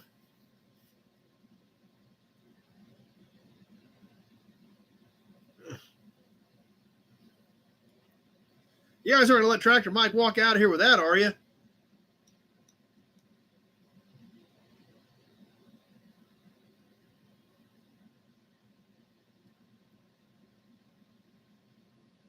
Tractor Mike must have scared everybody off. We're going to find out here in 30 seconds because there's the 1 minute, 30 second mark. We've got 30 seconds to go. Tweety at 26. Mary at 28. Tractor Mike needs 10 Hudson badges. Great plan. Mary at 28. As we're coming down to the wire on this one, 10 Hudson badges for Tractor Mike. Charles at 32. Tractor Mike at 35, and that guy, Tractor Mike at 35 at the last second.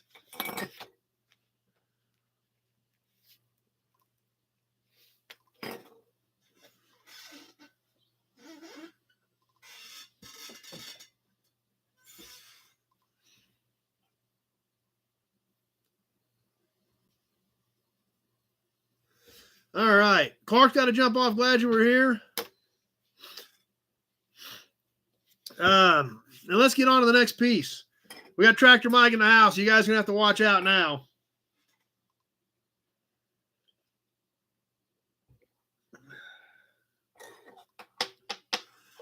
Planet Wisconsin's having a good time. We do this every Sunday, Planet Wisconsin. Glad you're here with us.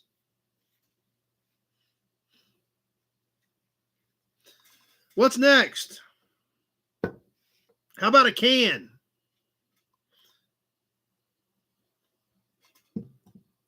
This thing's beautiful. We always got to keep everything polished up. Give Almanac away as a special drawing to someone. Okay? So Mike says give the Almanac away as a bonus drawing. So big shout out to Tractor Mike for that. We'll sit that over here to the side. All right. This thing looks great. In fact, I had to empty it out. If somebody's getting ready to go polish their car, except I emptied it out, but the can looks amazing.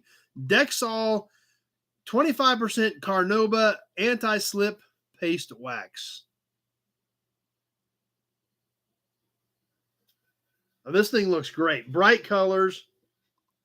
All the details on it. Metal can. Tweety D starting us off at 10. So, nice looking can. Let me give you the dimensions on it real quick. I'm sure Mike's into the Bouche Latte by now, I'm sure. Unless he's still cutting. He may still be cutting. He might be on a combine, actually. You on a combine tonight, Tractor Mike? Mark Falcon at 12. 4 1/8 by 3 1/2. So, about 3 1/2 tall, just about 4 inches in diameter. Yes, Tractor Mike is on Facebook. Leo at 15. Let's go ahead and get this thing rolling on the timer. Yeah, it's got great colors.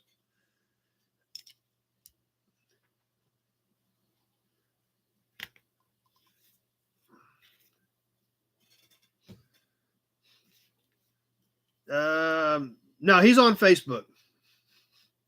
Tractor Mike is on Facebook.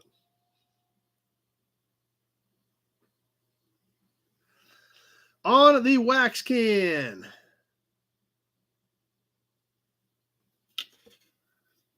Even the lid looks good. I've got Leo at 15.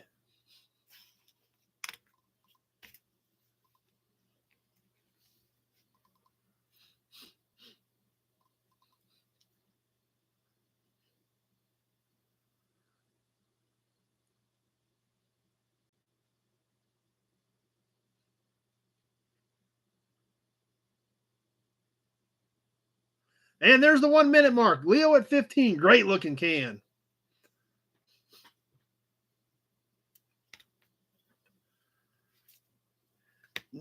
I actually dumped the wax out of it. It did still have some in it, but it was heavy, so I dumped it out.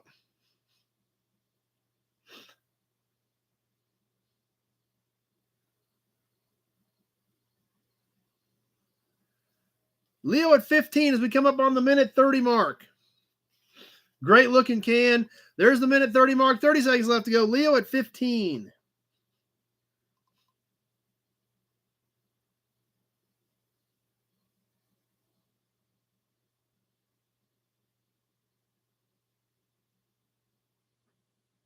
Can't believe that all the bids we had on this to start with at $15 may do it. And we're just about down to the wire. Just a few seconds left. I've got Leo at 15.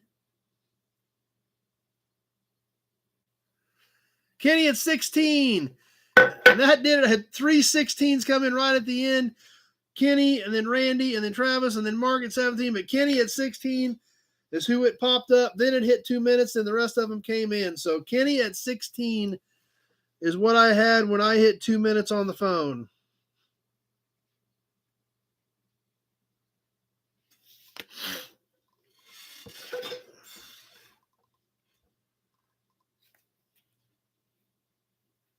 So what's next?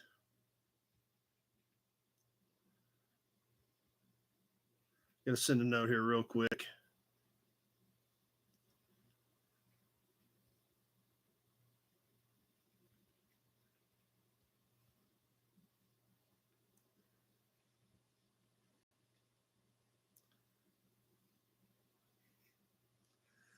All right, next piece. Get that caught up. How about a toy? We haven't done a toy yet tonight.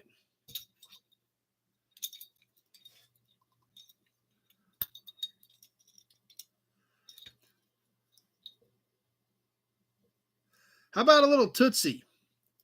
This is kind of a funky little truck. It's like it came with 2 trailers. They hooked together. Check this thing out. It's a little dinky Tootsie, but each one of these trailers has a hitch on the back of it so you can hook them together. Travis at 15. And then you can hook them to the tractor. So you can hook as many of these trailers together as you had. These are actually a dump trailer. They have a lever on the back of them. You couldn't really put much material in them, but they are a dump trailer. Both of them have that.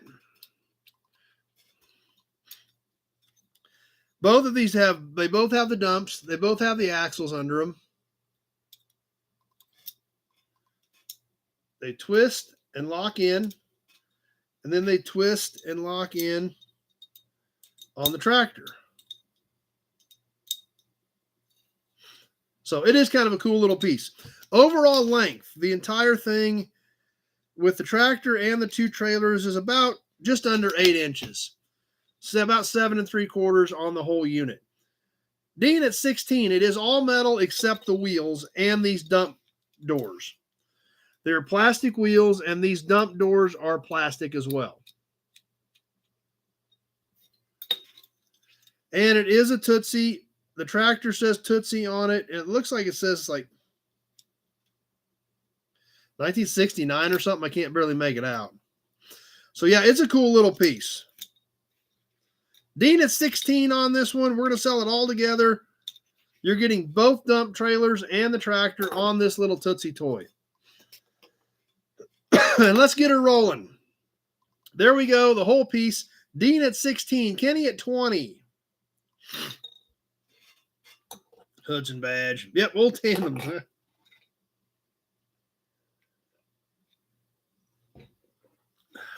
Tony at 25.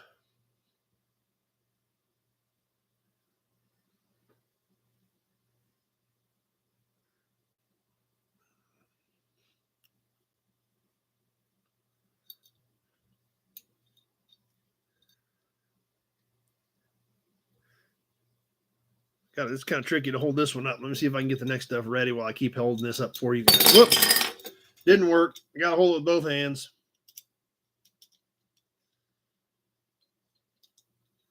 All right. Coming up on the 1 minute mark, Tony at 25. And there's 1 minute. 1 minute has now passed. Danny's on with us on Facebook. Yep, damaged goods. I didn't break anything, though, so I better use both hands to keep a good grip on it.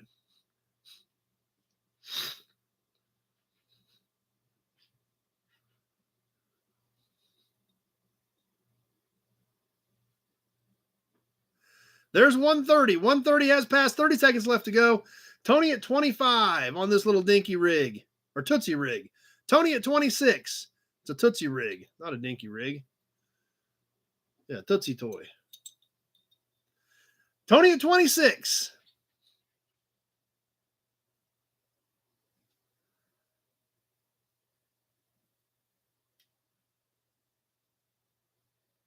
Travis at 30. And that does it. Travis at 30.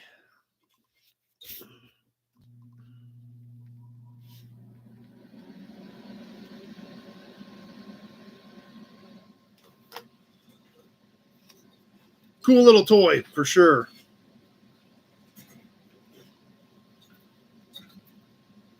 All right. Now that I sat that down, I can grab the next piece.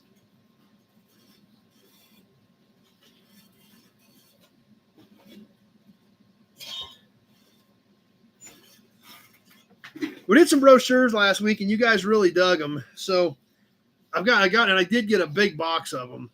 So we're going to mix up a few. I got a couple more batches of them tonight. We'll kind of mix them in here and there, but a lot of cool stuff. This one's going to be for our Mopar fans.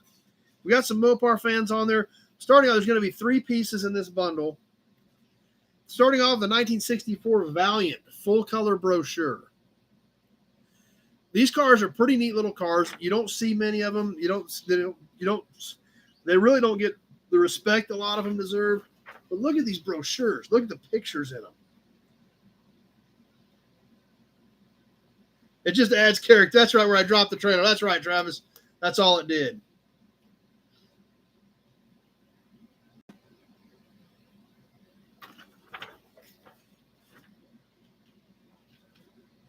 Colors, specifications. That's right, Kenny. Mopar Media Bundle. That's exactly right. The next one, this is a really unique car that you don't see that often. The 1960 Plymouth from the DeSoto Plymouth main auto sales in Madison, New Jersey. Tweedledee D at 10 starting us off. Yeah, the colors in these are amazing. Yeah, I just said neat and valiant in the same sentence. Well, Mom's got one. You've seen Mom's. So I have to say that because Mom's got a Valiant. So, you ever seen Mom's Valiant? I don't know if you've seen Mom's Valiant or not. But the 60 Plymouth was such a unique car. You never see these cars. Oh, check this out. It's even got a small brochure inside the brochure. Travis at 11. Mark at 12. Check this out. This is actually a small brochure inside the main brochure. The Fury 2-door. And like I said, there's a ton of cool stuff in these. We could spend all night going through these.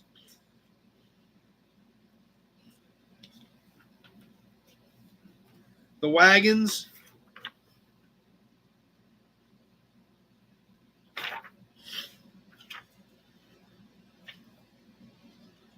Oh, check this.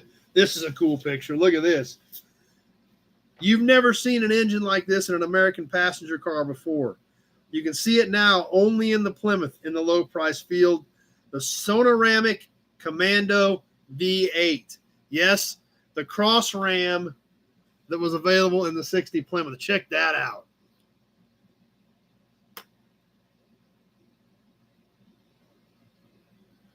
So obviously there's going to be a lot of cool stuff in there to see as well. And the last one in this Mopar Media Bundle, like Kenny said, the 1965 Plymouth station wagons. Check this out. Wagons are cool. Love wagons.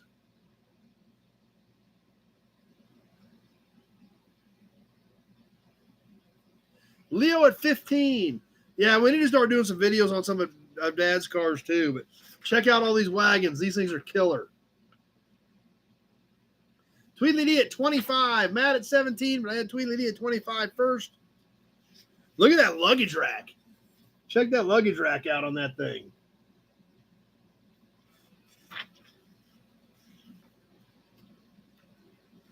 Valiant wagons.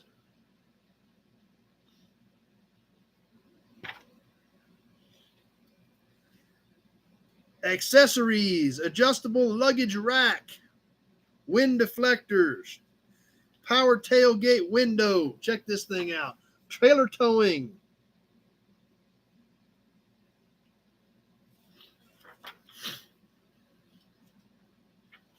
So all kinds of killer stuff. Tweedledee at 25. We're going to get all three of these things. Yep, I've still got my blue Trans Am. I'll probably never sell that car. You're getting all three of these in the Mopar Media Bundle, full color, original brochures. I've got Tweedledee at 25. Let's get this thing rolling on the timer. These are great looking pieces. Ads. Okay, ad. I'll stop the timer. Stop. Okay.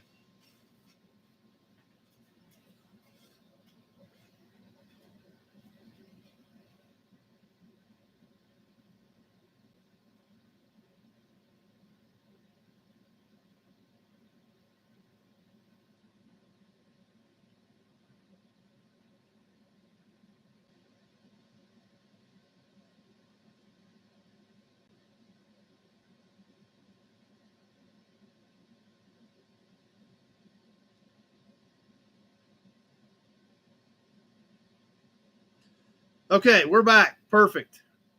All right, I stopped the timer, so it was only 7 seconds in. So we'll go ahead and kick her back off. And we are back on the timer again. Nut Farm's got ads.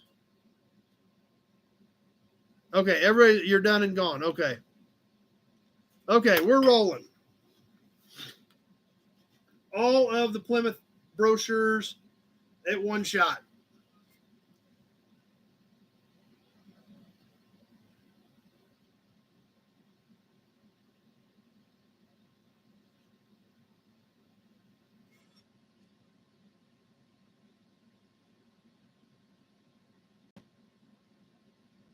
And we're ticking along, coming up on that 1 minute mark.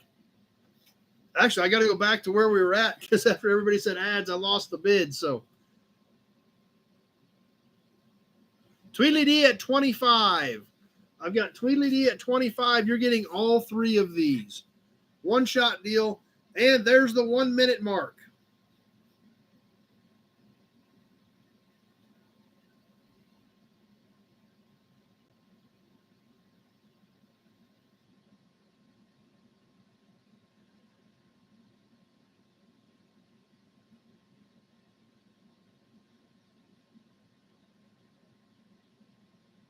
Michael Glagola at 28. I've got Michael at 28 on Facebook.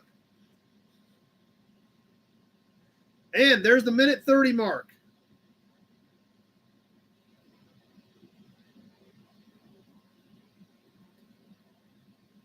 Michael at 28. We're ticking away towards the end. Tweedledee at 30.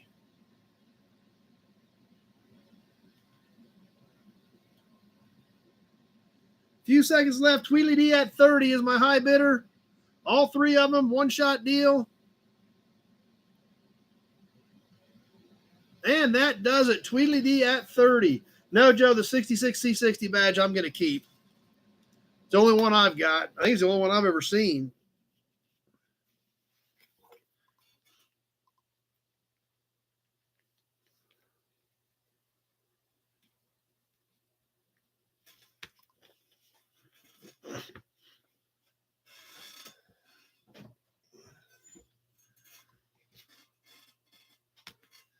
All right, what do we got next? Oh, one more of these. We did a couple last week. We got one more tonight.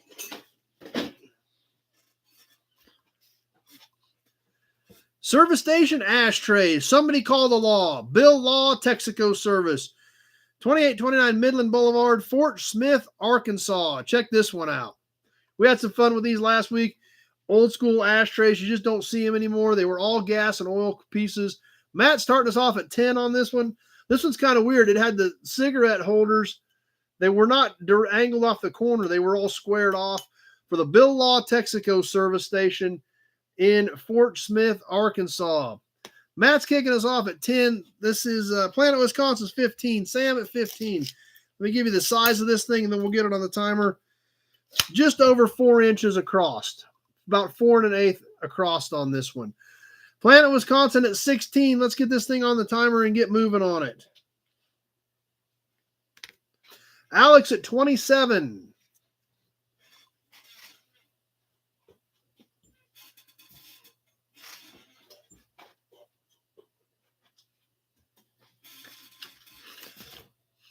Planet Wisconsin at 28.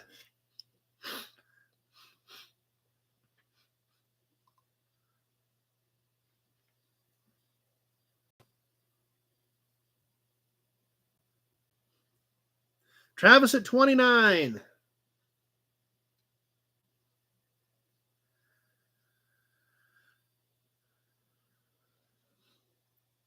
Alex at 30.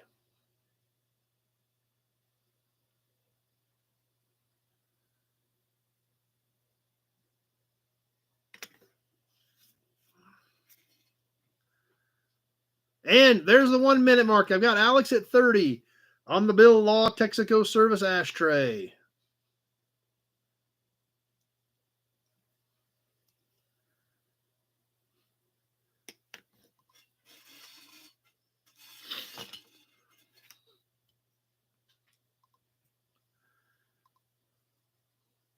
Planet Wisconsin at 31.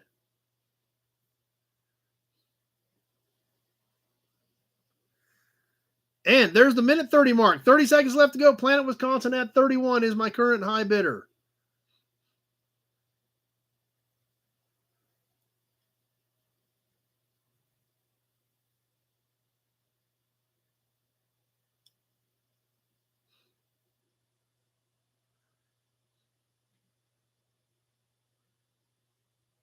Coming down to the wire, last few seconds here. Alex at 35. And that does it. Alex slid that one in right there at the end at 35.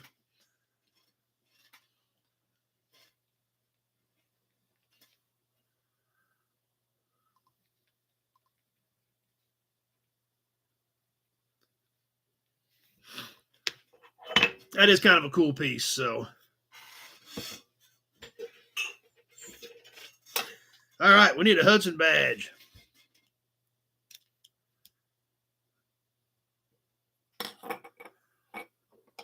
And Auburn, what the heck. And let's get to the next piece. Couple more brochures, some more farm ag stuff, some John Deere stuff. These are factory brochures, 2 balers, and a combine.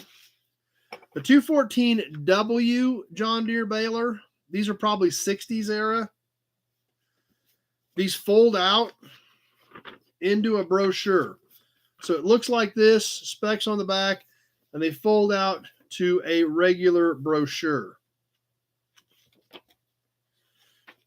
Tractor Mike's probably got most of these, I'm guessing, but you never know. He may be our guy on them. So the 214W and the 214WS baler, these are full color. Nice brochures, all the John Deere stuff on them, specifications on them.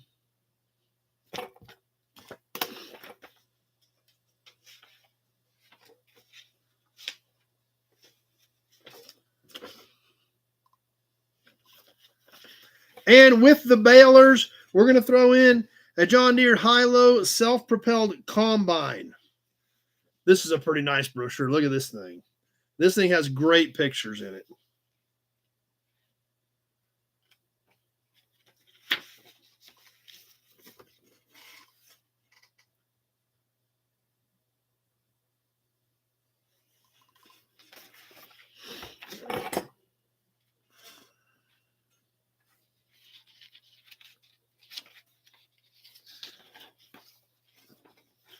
Oh, hold on here. I think this is even cooler. Oh, yeah, it actually gets cooler, believe it or not. Weston at 10. Okay, we got this. Yes, I did give that to Pete. Pete should have it. So here's what we got when we open this up.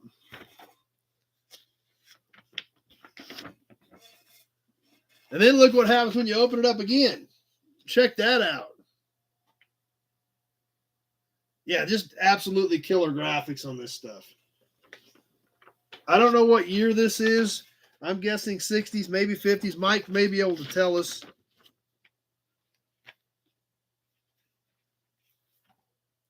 But it's a neat piece, that's for sure.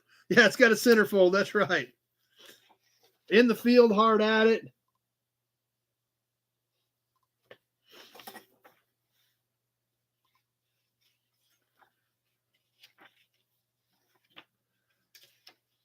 So, like I said, just great pictures, great graphics.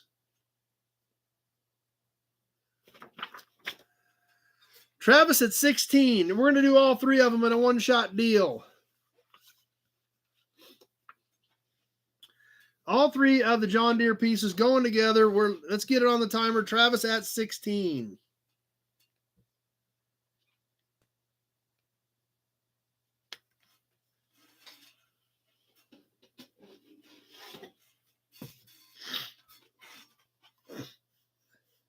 That's true. Yeah, no AC. Didn't even have a cab on some of those. So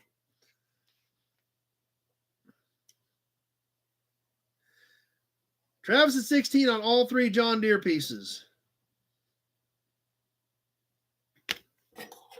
Hudson badge.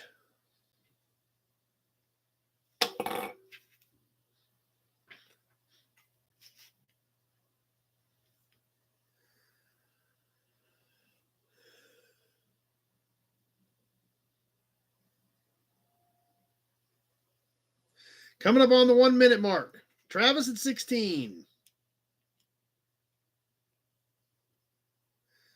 And there's 1 minute. 1 minute is now gone.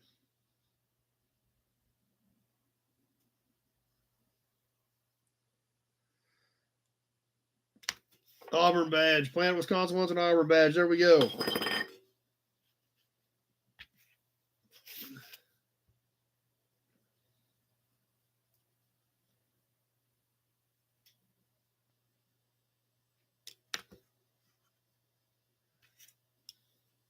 And there's the minute 30 mark. 1 minute, 30 seconds has passed. Travis at 16. We're coming down to the end of this one.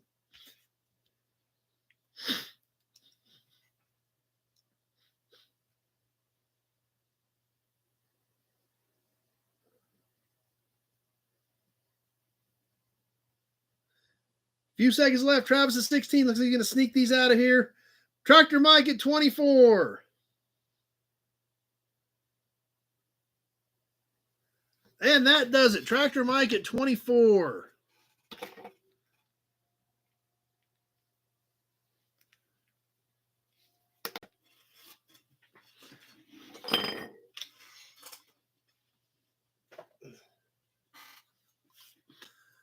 All right, what's next? Oh, something else we always like.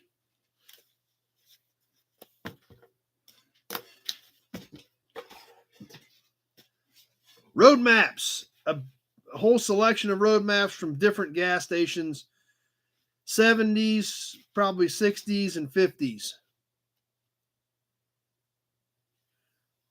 Starting off with, there's 4 maps in this one. Starting off with Sinclair. Late 60s, early 70s era Sinclair.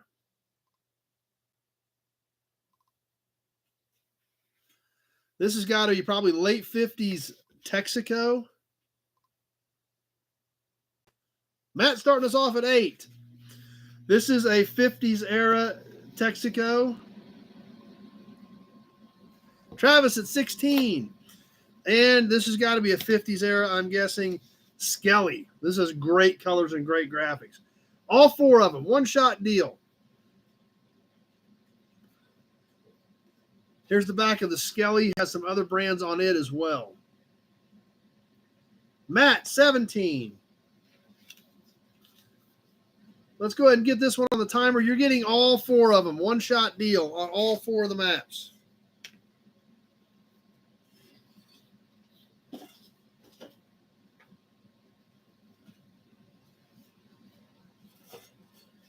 Travis at 20.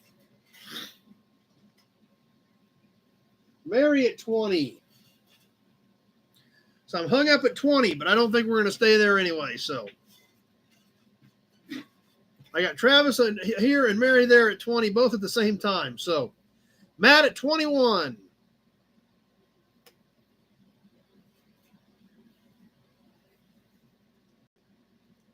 Mary at 22.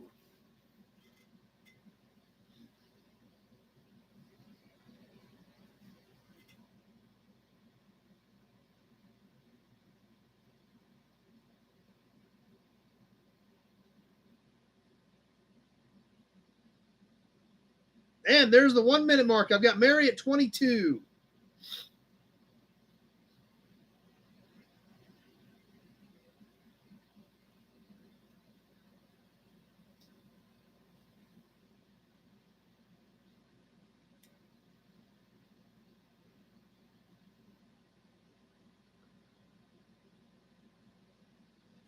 Dean at 23. And there's the 1 minute, 30 seconds mark. I've got Dean at 23.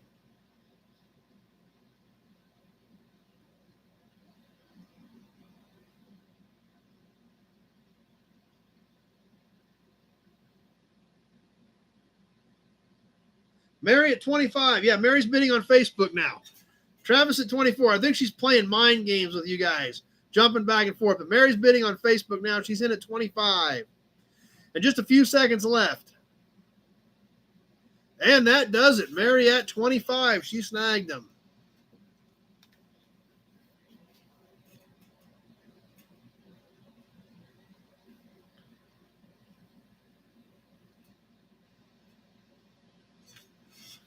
Leo came in at 27, just a little bit late.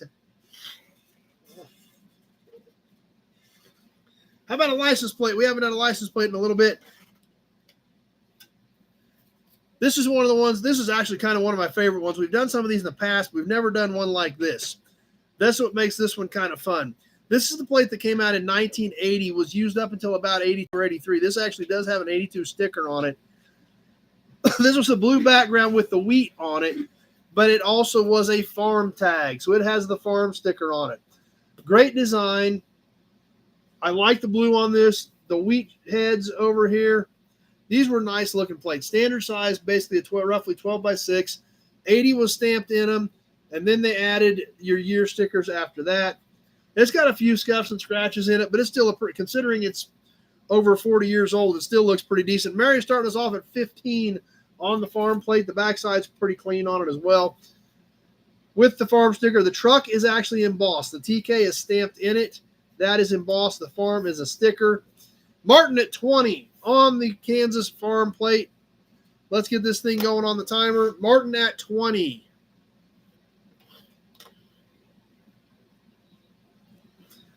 Alex at 23. Tony at 22. I've got Alex at 23. We've got a killer license plate coming up in a little bit tonight as well. You're not going to want to miss that. Alex at 23.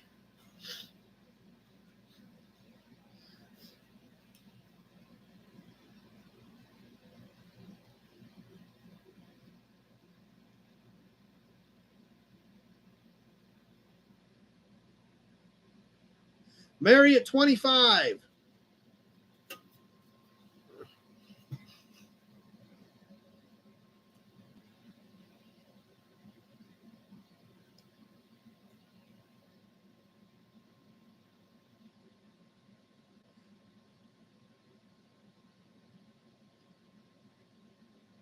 And there's the 1 minute mark. 1 minute has passed. I've got Mary at 25 on the farm truck plate.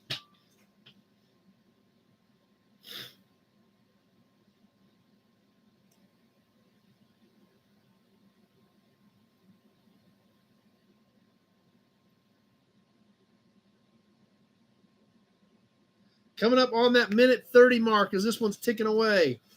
Mary at 25 is still the high bidder. And there's the minute 30 mark. 30 seconds left to go. Mary at 25.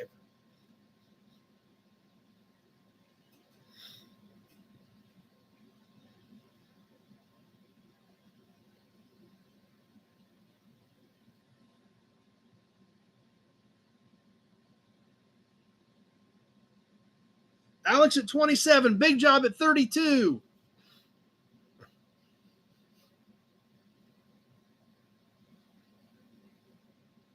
And that does it. Big Job at 32. Snuck that one in right at the end.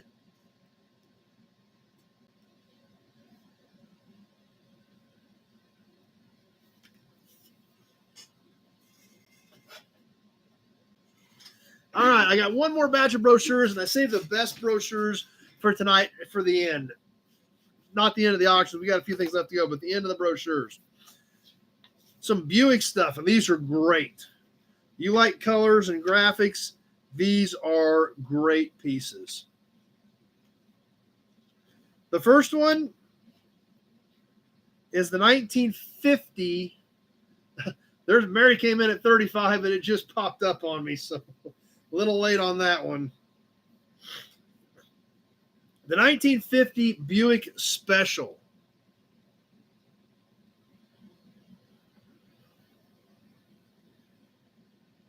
Big Job said he's not scared of Mary. And it opens up to show the big straight 8.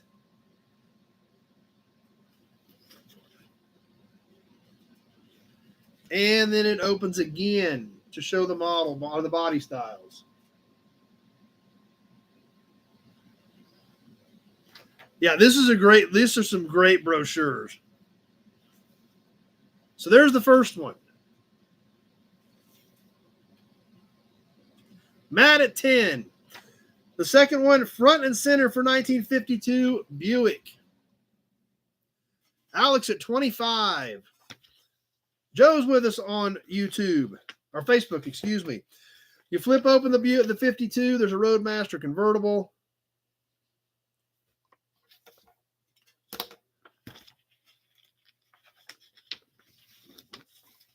And this just tons of full color and beautiful cars inside of these. So there's more pages of this. Obviously, I don't want to go through all of it. Except we got to show you this one. Holy cow, look at this. Whew. Check out the Roadmasters.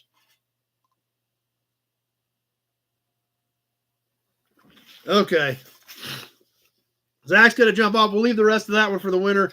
And one more, back to the 1950, and this is great because it talks about the grill of the 1950 Buick. It's beautiful. It's brawny. It's Buick's alone. And literally talks about the whole front bumper, how the grill teeth are serviceable separately.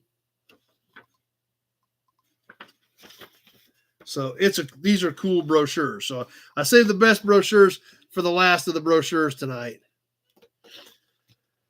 So there we go. We've got Alex at 25. You're going to get all three brochures, the 1950 and the 1952 Buick brochures all together.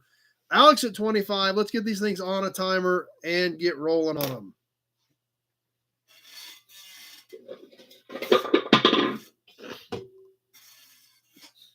Matt at 26.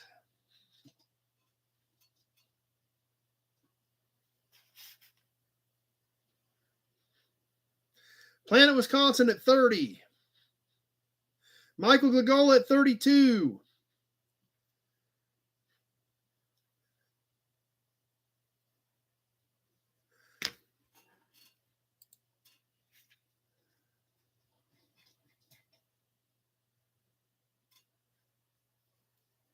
Alex at 35.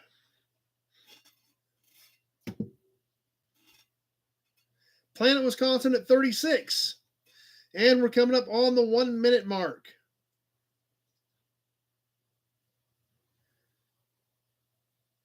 Michael Gagola at 37, and there's 1 minute. Tweedledee back. Michael at 37 as we hit the 1 minute mark. These things are cool, so no problem, Big Job. We'll definitely do that.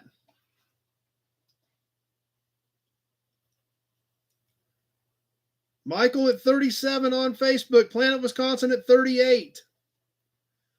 There might be a sniper on these at the end. There's a lot of interest in these, and they are beautiful.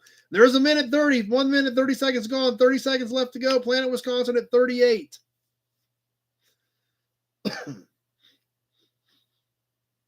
Michael Gagola at 39.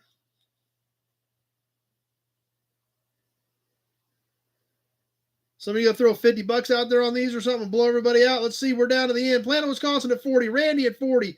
Few seconds left to go. I had Planet Wisconsin first. Mark at 41. Kenny at 44, and that does it. Kenny at 44.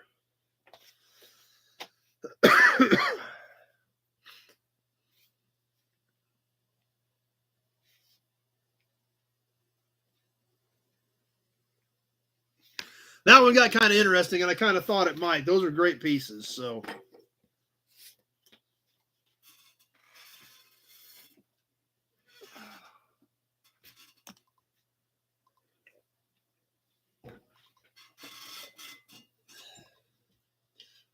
And while we're on the subject of Buicks, we haven't done a cap in a while, and I got one of those here too, so let's do it.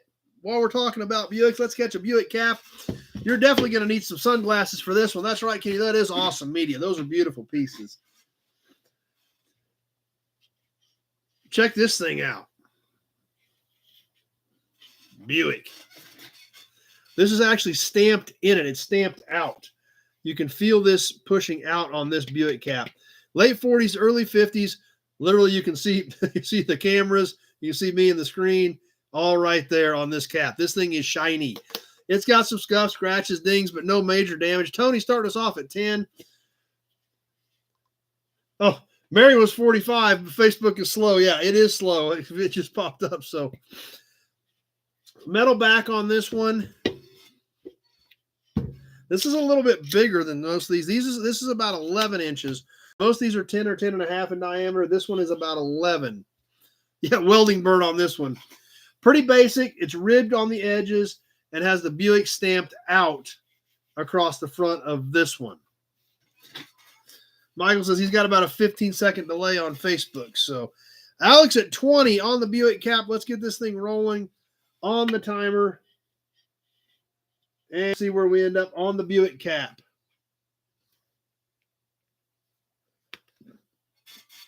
Oh, just a warning, killer license plate coming up next, guys. Killer license plate. Mike says it ain't shiny enough. We need to repolish it.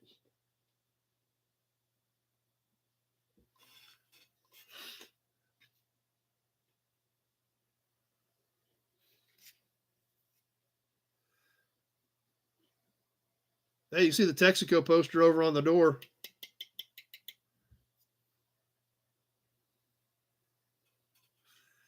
Alex at 20. Leo's reloading. Nut Farm's got to jump off. Glad you're here tonight with us, Randall.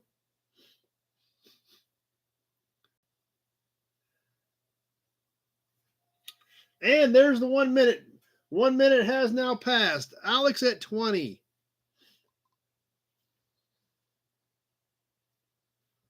Mark at 22.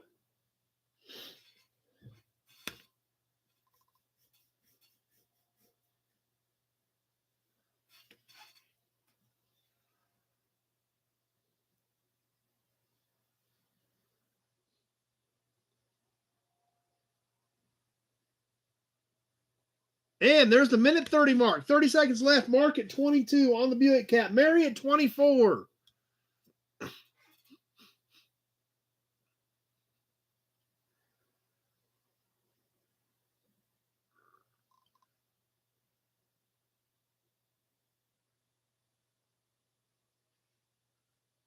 Coming down to the wire on this one. Mary at 24. Mark at 25 with just a few seconds left. Mark at 25. Kenny at 26. And that does it. Kenny got in there at 26 at about 158. Kenny at 26.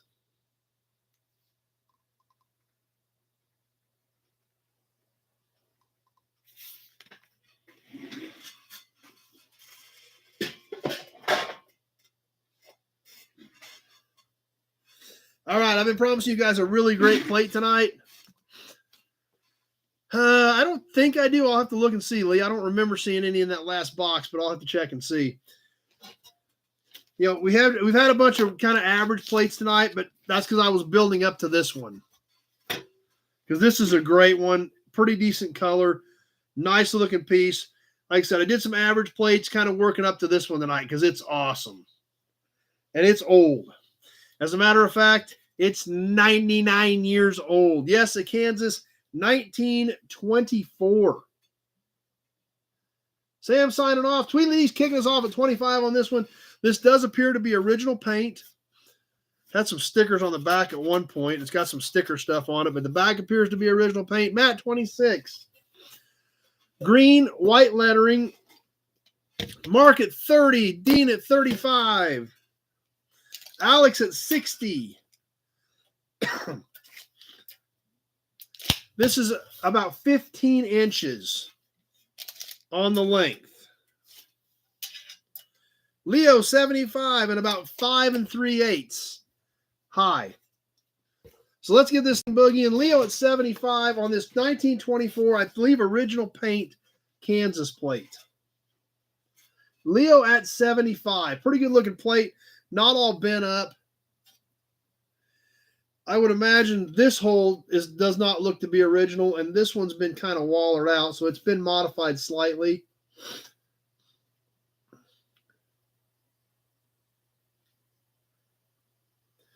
And we are live on the timer. Leo at 75. Leo may have knocked everybody out. We'll see. But it's a good piece. 99 years old and still looks this good, so it's a pretty cool piece.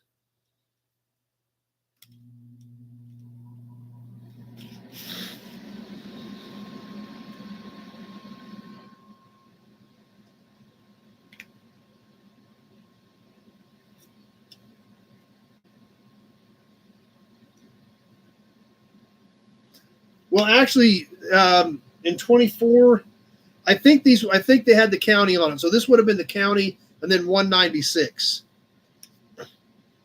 Just past the 1 minute mark. Leo at 75. 84 would have been the county number. 196 would have been the plate number. So.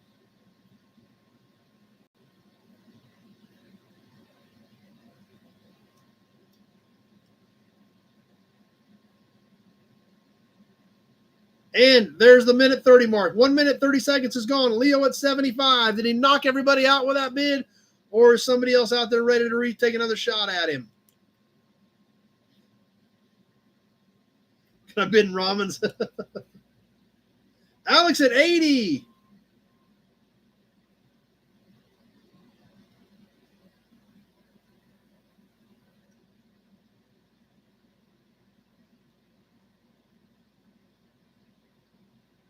And that did it. Alex at 80.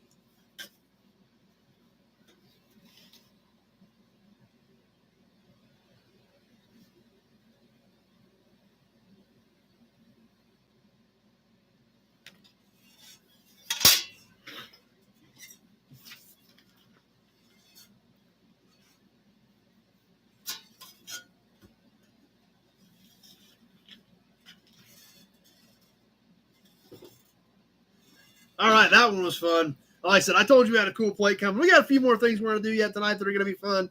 And then we're going to move on to tonight's magazine. We got a cool emblem. We got a couple cans that we're going to sell together. And we got a hubcap yet to do tonight. So let's get to this emblem. We actually haven't done any emblems yet tonight, I just realized. So let's get this one knocked out. This is a pretty cool one. It's going to go by itself. But it's worth it. It's cool.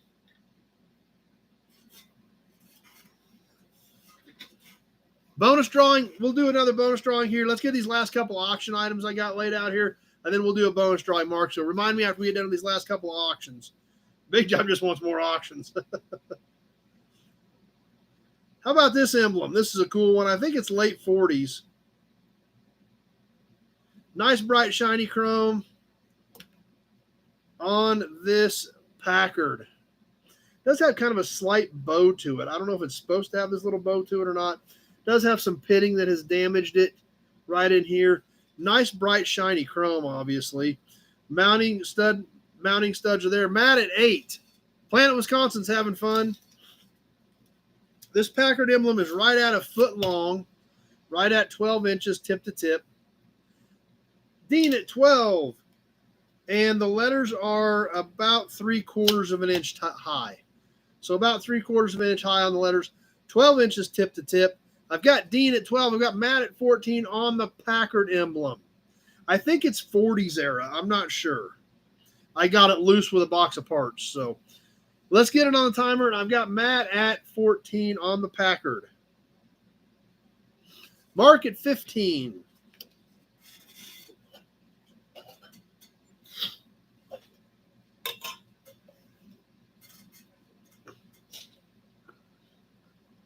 Alan at 20. Ken at 21.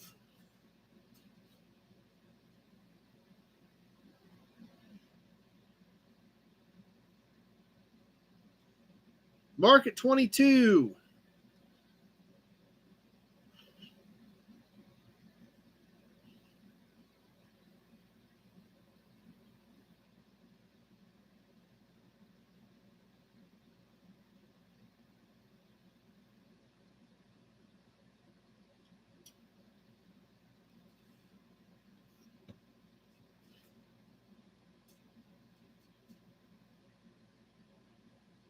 And there's the 1 minute mark. 1 minute has passed. Mark at 22.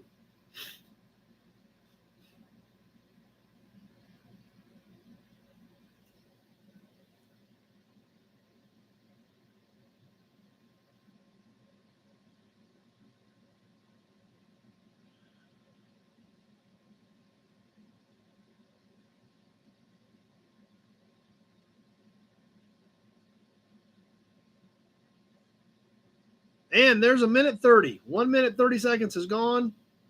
Michael at 24.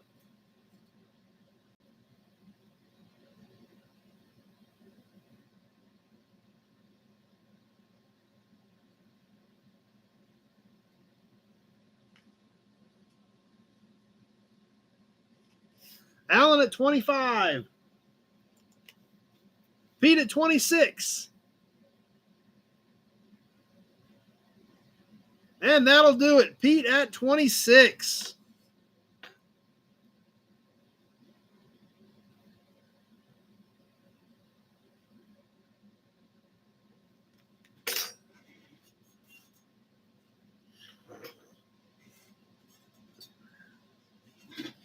All right, couple of cans. Let's sell a couple of cans. We did some of these a while back, and I just come across another handful of them. So I thought, what the heck, let's throw these in. These are brand new Mendrite, Nick's Mendrite.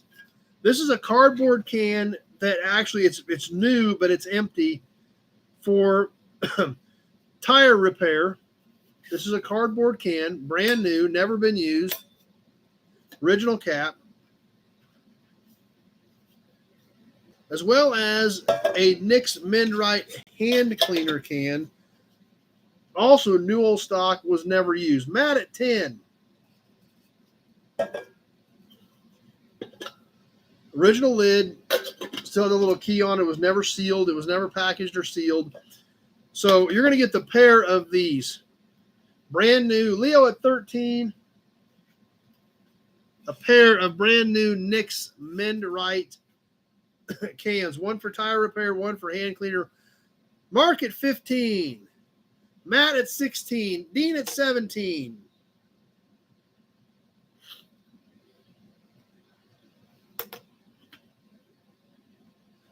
Leo at 20. Matt at 21. Dean at 22.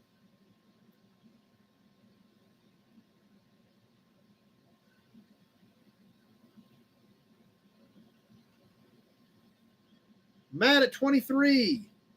Leo at 25.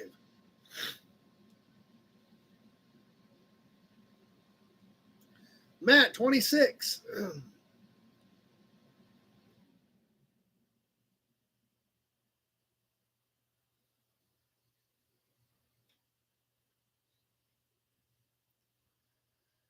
As we're coming up close to that 1 minute mark.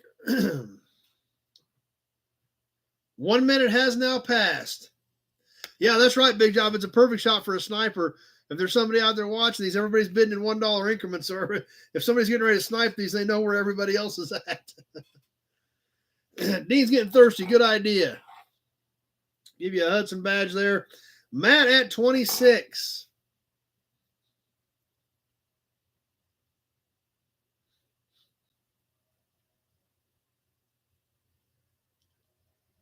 And there's the minute 30 mark. 30 seconds left to go on this one.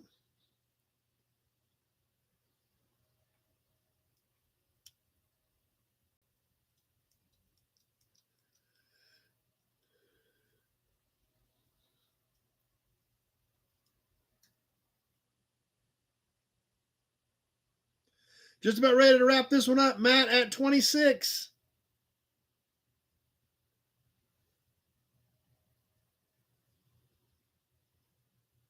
And that does it. Matt at 26.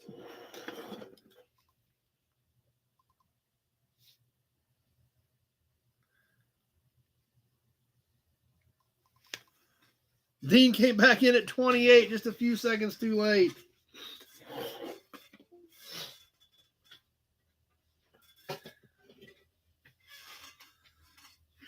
So, is that your first win, Matt? That might be your first win. If you got any questions, just call me tomorrow. Or if you want to just do PayPal, friends, and family, that information is in the text part of this video as well. Let's give you a Hudson badge. Let's catch one more cap yet tonight, and then we'll move on to the magazine. So, congratulations to Matt on his first win. And like I said, the mailing information is in there, or PayPal is in there, or you can always give me a call if you're still not sure. So, one more cool cap tonight for our Chevy fans, and then we're going to wrap this thing up. This is a 54 Chevy pickup hubcap.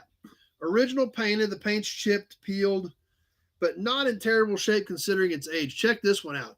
Kind of all weathered over here, still got some paint here. The blue bow tie with a small bow tie in the middle of it. This is actually all stamped in. Kenny is starting us off at 10. This is stamped in, and then this is stamped out. So this other bow tie is in the middle of the bigger bow tie. Basic, smaller type cap. We can see where that Chevy was stamped in it. 10 inches in diameter on this one as well, which is fairly common for most of these ones that we talk about in this area. It is dished, as you can see. 54 Chevy pickup. Kenny's starting us off at 10. Let's go ahead and roll this one on out and wrap things up with the auctions tonight. We're on the timer. Kenny's starting us off at 10. Let's see who likes the Chevy cap. Where's our Chevy fans at? We can have an Auburn badge while we're thinking about it, though.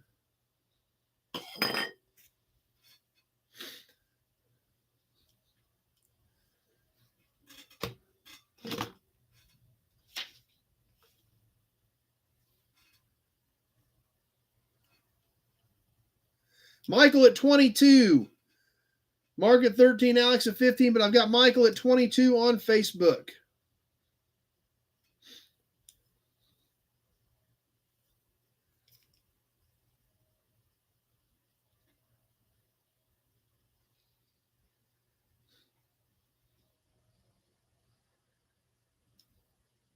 Pete at 35. And there's the 1 minute mark. 1 minute is gone. Yeah, the weathering does look really good, Alex. That's for sure. Pete at 35.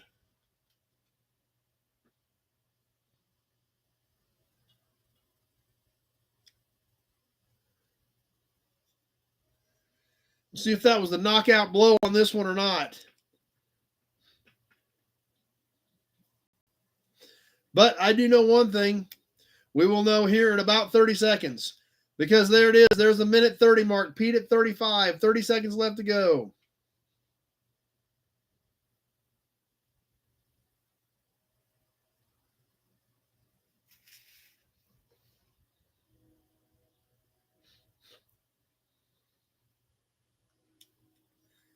Coming out of the wire, Pete at 35. Was that the knockout blow? A few seconds left. Let's see what happens. Kenny at 42. And that'll do it. Kenny snuck one in there at 42.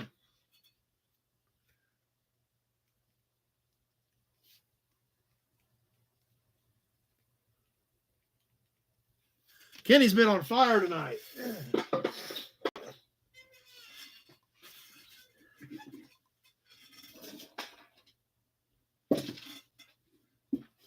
All right, great time tonight, guys. Had a lot of fun on the auctions, and thanks for playing along, everybody. And can't wait to get this stuff on the way to you guys to add to your collections. Like I said earlier, if you've got anything hanging from September, please get with me this week so that I know where we're at on that stuff.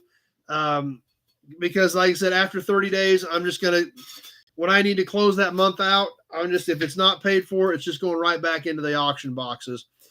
So if you've got anything hanging and I don't have that pad in front of me because I've switched pads since then, give me a shout and we'll get it all straightened out so we stay on the same page. So anyway, thanks for playing tonight, guys. Had a great time. Yes, I got your money order from last month's stuff, Alex. There was one cap that was not on there, but other than that, it was all done. So we'll get that one cap squared away. We'll be good to go.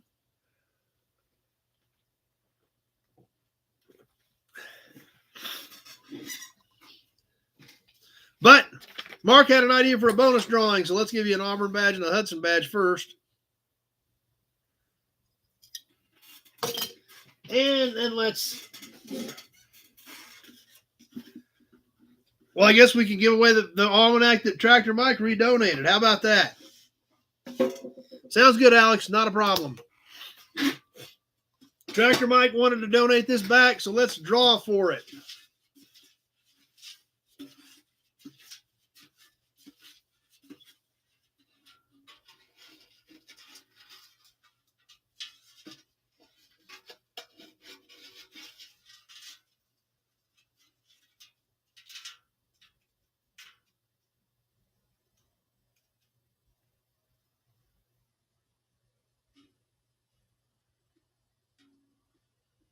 Tony Napoli.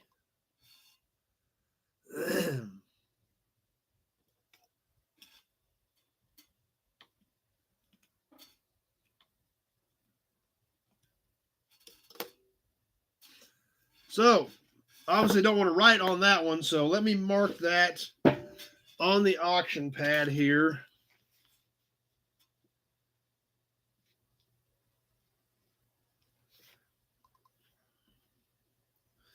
And you got the Essex caps also, so.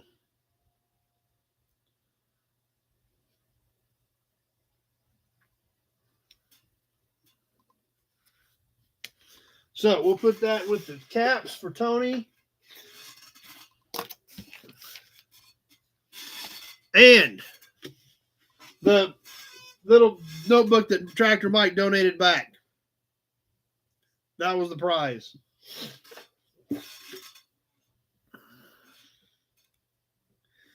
And we'll get Tony's name right back into the big Buick oil can with all the rest of you guys for next week. Valve covers. The Pete's already claiming, but you guys are, I've been reading off. You're all in there ready for next week. It's going to be fun. Tony's still slicing cabbage.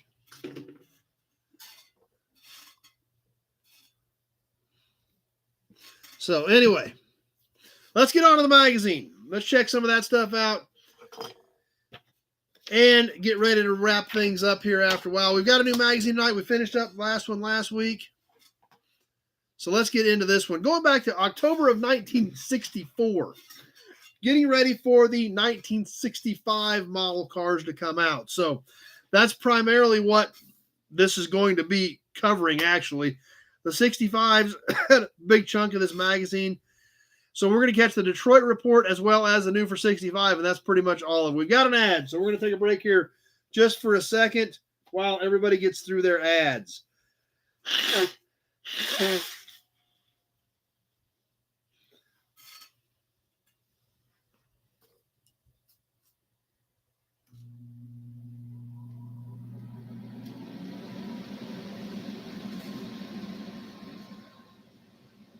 All right, big job's done. Over. Okay. Looks like we're coming back around to the October 64 issue of Motor Trend. Big changes for the 1965s. which, like I said, is a big chunk of this magazine, or the new 65. So, but one interesting thing when we get into these motor trends, they have the spotlight on Detroit, new rumors and information coming out. So we're going to catch some of that, as well as the new for 65 stuff. And then that's about going to get us to the halfway point. So Joe's Classics, got to bail off, got to get a video up tonight. Let's go check Joe's Classics video out when we get time. Spotlight on Detroit. All these little excerpts, little tidbits, some facts, some rumors, some speculation. It's always fun to go back and look at these with 20/20 hindsight and see if any of them came true. The first one, the very interesting tidbit that we do know came true, disc brakes will be standard equipment on the following 1965 cars. Thunderbird front, Lincoln front, Corvette, all four wheels. Discs will also be available optionally on the Mustang, the Barracuda, the Rambler Classic, and Ambassador. No prices have been announced for these options, but the Mustang discs probably won't add more than $80 to the price of the car. Obviously, we know that is when disc brakes did start becoming more mainstream, really, was in the mid-60s. So, and remember, we've got to remember, we are in, this is the October 64 issue. So what was in print in October 64? We've got to remember that we are in the July-August window of 1964 when they're working on this to go to print for the October issue. So we've got to remember we are in July or August of 1964 at this point in time with this magazine. So bear that in mind as we get into some of these tidbits of information. Look for GTO-like models from Buick, Chevrolet, and Oldsmobile after January 1. They're going to hold off announcements until after the flurry of regular 65 model introductions. These new models will be based on the Special, Chevelle, and F85 compacts, respectively. All will have engines of around 400 cubic inches. Other special sports equipment like 4-speed transmission, heavy-duty suspension and brakes, special high-performance tires, etc., may be standard equipment. Now, obviously, we know the F85 had the 442.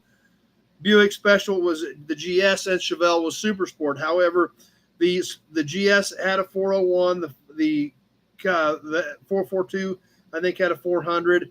Chevelle did have a small block, with the exception of the 200 Z16s made in 1965 with the 396. So that was somewhat held true.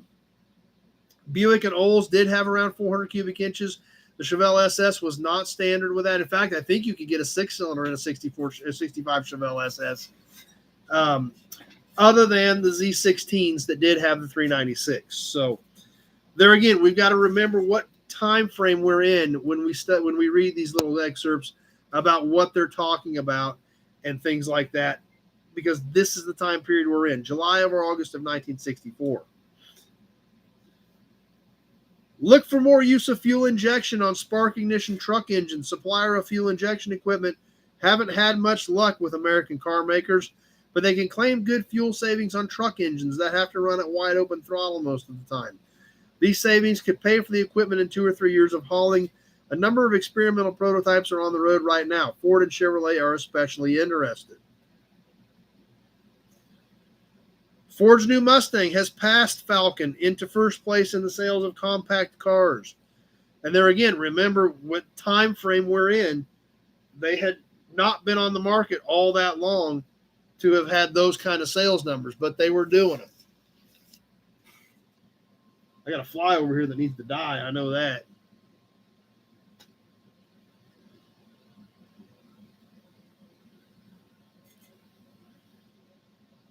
This speaks volumes about the current sports-oriented American car market. The compact car is now considered a more special-purpose fun car than as utility transportations. Companies that have seen this trend and adapted to it are making the money. Word is that the GM front office turned down a Pontiac request to build its own 6-cylinder engine. Right now, they're using the 215 version of the Chevrolet 6. Pontiac engineers thought they could build a better engine for less money, but GM wants to reduce rather than expand its variety of basic engines in the next few years. So you'll see fewer and fewer of these engines being used by only one division. The 65 Tempest will continue to use the Chevy 6 plus the 326 V8. However, we do know that by 66, Pontiac did get their own six-cylinder, the Camry, the overhead cam 6. Much of the increased Dodge and Plymouth sales this year are coming from the youth market. In the 1963 model year, about 1 out of 8 sales had the sporty two-door hardtop body. This year, nearly 1 in 4 has it. This is a proof positive that Dodges and Plymouths are selling strongly to the youth market. Young people are the ones who usually buy hardtop coupes.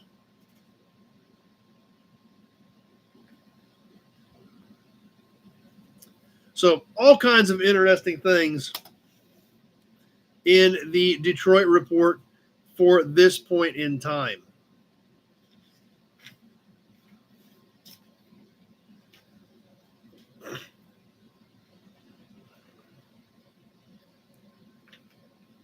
Some other notes in the Detroit report. This is kind of interesting.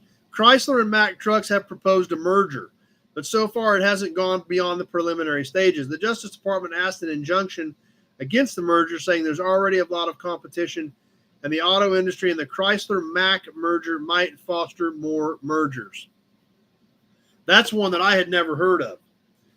Chrysler and Mack Trucks have proposed a merger. There again, we got to remember, we're in July or August of 1964. Meanwhile, Chrysler will set up a credit corporation to help dealers and customers in financing wholesale and retail cars and trucks. The move will make Chrysler more competitive. General Motors has had a similar GMAC plan for years. Chrysler also branched out into the field of auto leasing recently. So, there again, stuff that we've been familiar with for years. Some of this was just in development even in the 60s. On to racing. Mercury and Comet have been tallying an impressive but little heralded string of victories in various competitive events. The Comet kudos include more wins than any other make in NHRA's AFX, BFX, and FFX classes. Parnelli Jones has won his last 3 USAC goes, and Billy Wade captured the last 4 NASCAR races, both in Mercuries. Jones holds top point standings in USAC with Roger Ward, another Mercury pilot, in 3rd. In rally events, Comet has done very well in SCCA competition. So we do know that Mercury did do a lot of drag racing back then, but they were kind of all over the board when all of these different aspects of performance cars, but they still never really, never overtook Ford on any of it.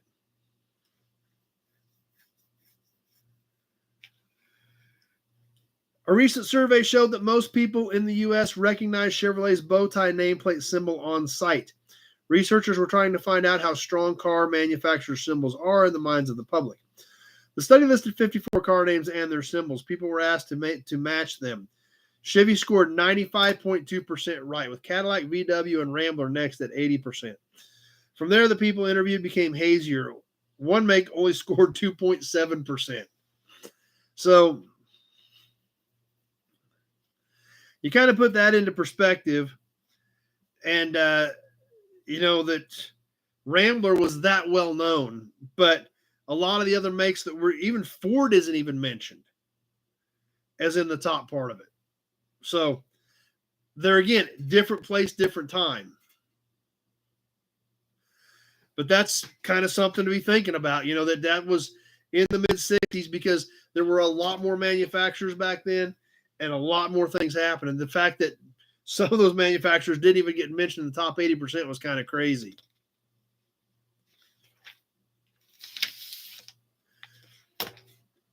But from the Detroit report, we're going to move on forward to the new for 65s, which is several pages and several cool pages of a lot of interesting stuff. And then we're going to catch some ads, because as we've been doing, we're going to do about half this magazine. And as this article is entitled, The New Ones, takes up a lot, and there's a lot of great pictures, and we definitely don't want to shortchange any of this stuff. The New Ones, the 1965 cars.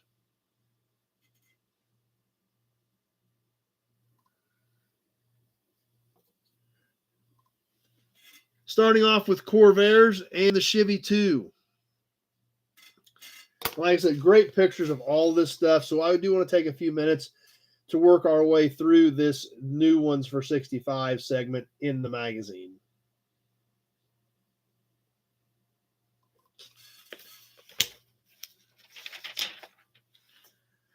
The Chevy Chevelle, as well as full-size Chevy 460. Some great shots of a Super Sport hardtop in here.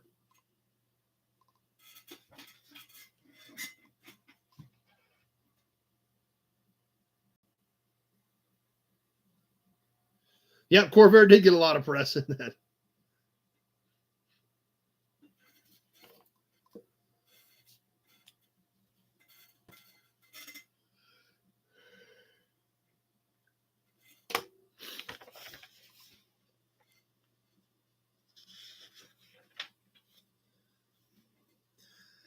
And then the Corvette and rolling into Pontiac.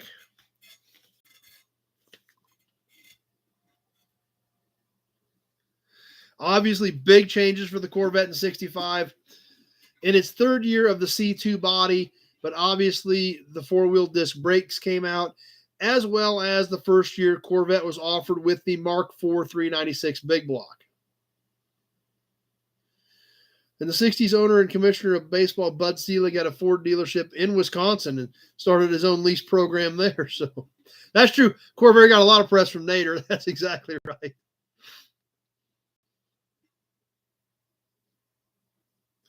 Obviously, the full-size Pontiacs, which you guys know I love in 65, as well as the Tempests and the GTOs down here in the corner. Kenny's liking the article, and you can see why we just knew we were going to have to spend a little bit of time with this new for 65 stuff because there were so many great pictures, so much cool stuff. And next, Oldsmobile, and then rolling into Buick.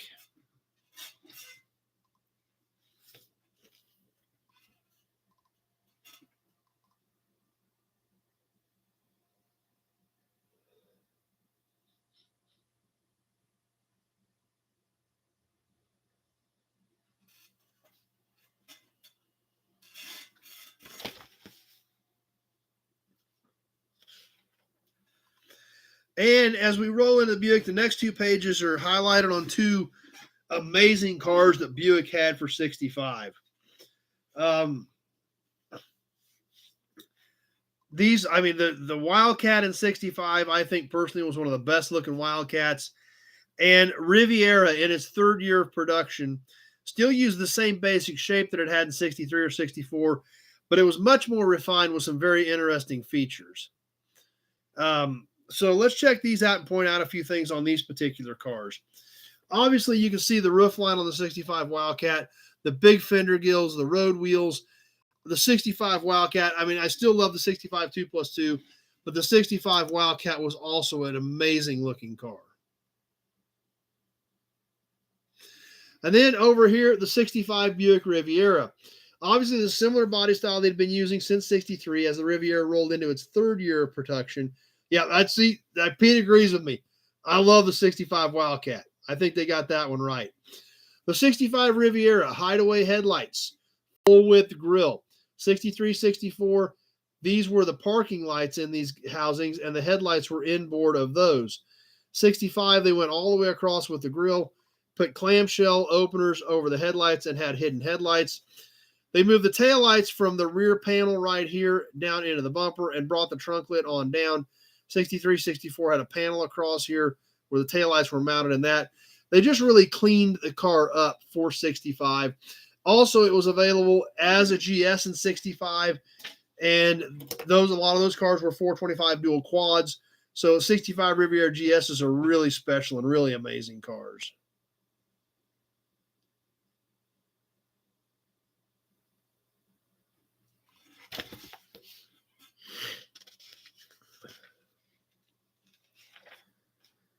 And the flagship Cadillac.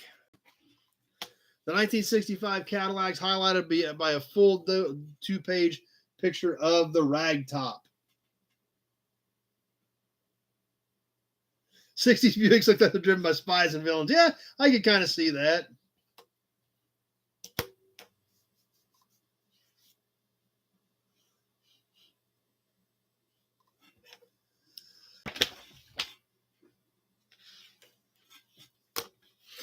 As we move on to Ford.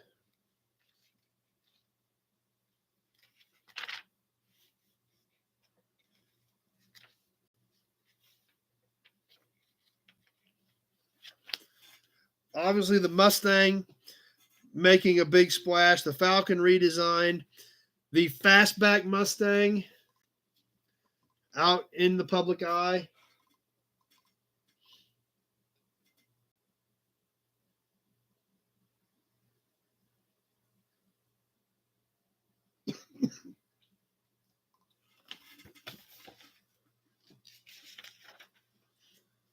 And, of course, the Fairlane and then the full size. Now, the unique thing about the Fairlane, the 65 Fairlane, 1 year only car.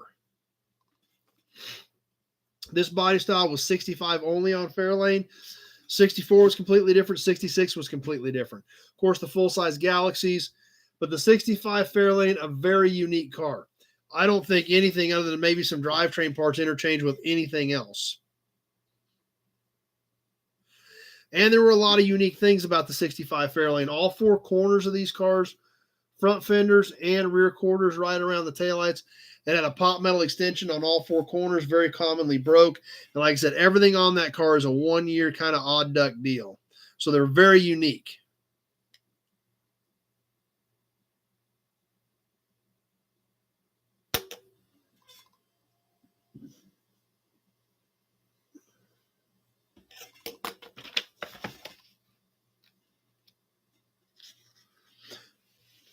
Another interesting feature I just saw that I want to share with you is the wagon rear-facing seats where you faced each other instead of having a rear bench seat in the back.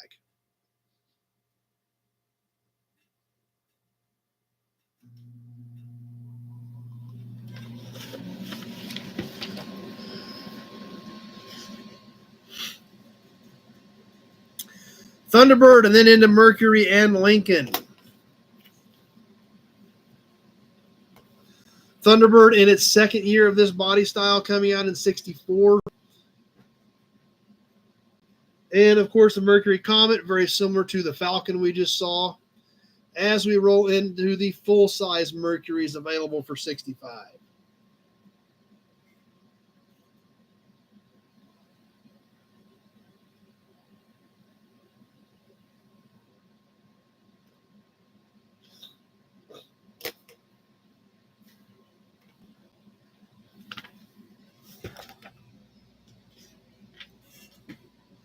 And on to Mopar.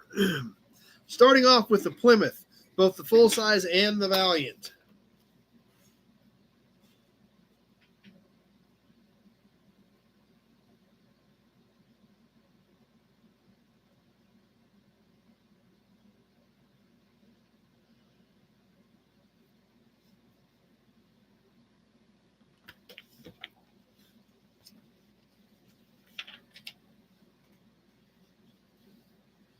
And on to Dodge. Like I told you guys, tons of great pictures with this article.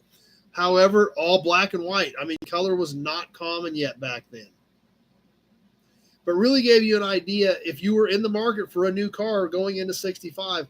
A lot of information, a lot of pictures, a lot of things to study in this issue.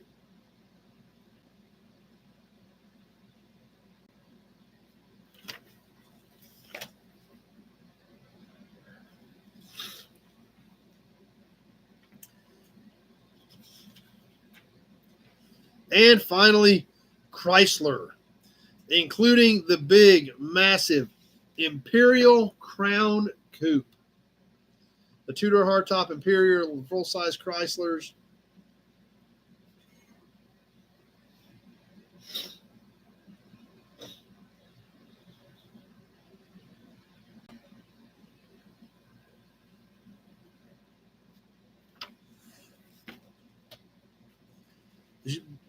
Those facing back-to-back rear benches usually had a weird B-shaped seat at the bottom of the left leg room for guys on the other side.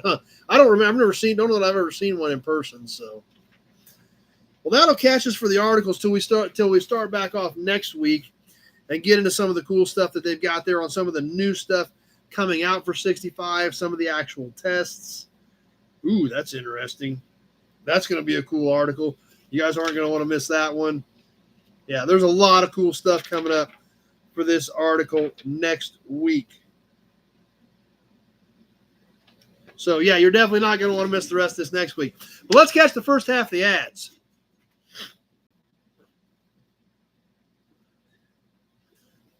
Yeah, you definitely should have kept that one, Mark.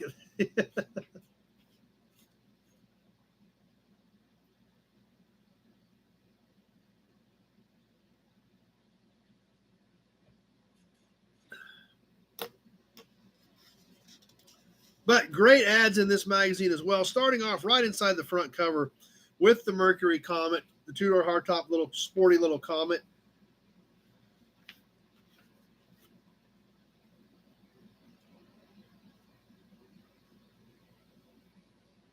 Tony's having fun with it. Like I said, there's some cool stuff in here. And there's some even cooler stuff coming next week. But I knew that, after I was getting everything ready last night, or actually about 1:30 this morning, is actually when it was. I knew that the new for 65 took up a chunk of this magazine. But there were so many great pictures, it was well worth it. How about some great action shots of some Mopars? The cars sparked by Champion again dominate Daytona and finish 1, 2, 3, 4, 5, and 6 at Daytona.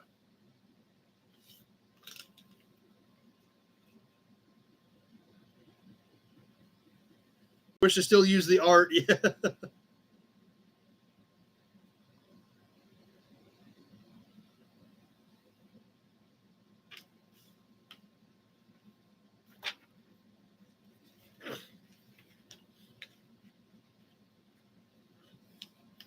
This next ad is super cool.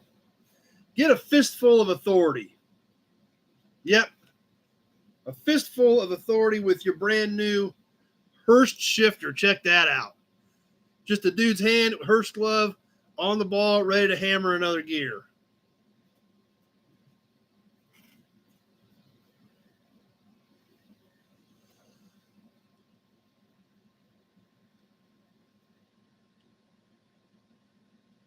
So, yeah, there's a lot of great stuff in this magazine. Like I said, next week's going to be super cool as well. And some great ads, including the next ad of one of my favorite cars of all time. I love this ad. I love the profile. I mean, to me, it's got everything. And it's a full 2-page ad in black and white. Unfortunately, they did do this ad in color as well. On the 1965 Pontiac 2+2 and GTOs.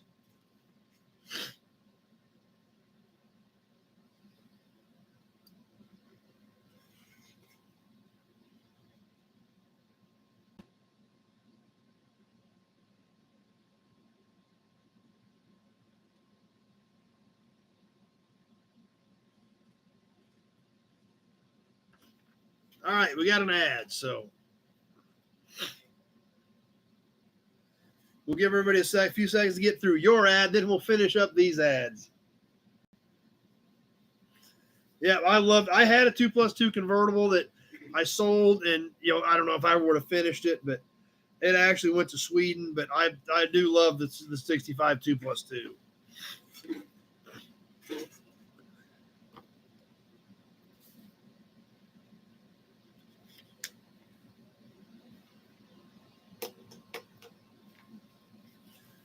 And another ad and an action shot on an oval track for the 1965 Dodge Coronet.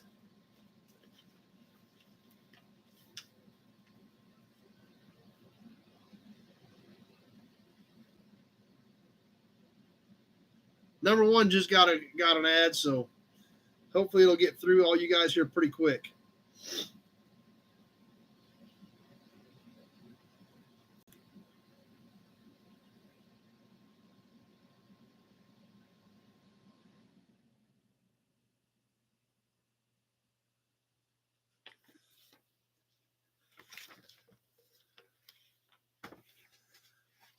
And one more ad. I want to catch one more ad that's kind of different. And you guys are going to wonder why, but I've got a little story to go with this one. Chapstick. Yes, we're going to check out a chapstick ad. Why are we going to check out a chapstick ad? Not only is it a chapstick ad, It's a golfing ad. But actually, believe it or not, it actually has a car tie for me. So, when Ralph Terry goes golfing, Chapstick goes along. Okay? Ralph Terry, famous ball player for the Yankees, in this Chapstick ad, because he also became a professional golfer after he retired from baseball. I don't know if anybody's ever heard of Ralph Terry or remembers any of that, but this is, there again, 1964, Ralph Terry and the Chapstick ad and playing golf. So what's that have to do with this show or cars or anything like that? And you're all saying absolutely nothing, which is pretty much true, except Ralph Terry actually was from Larned, Kansas.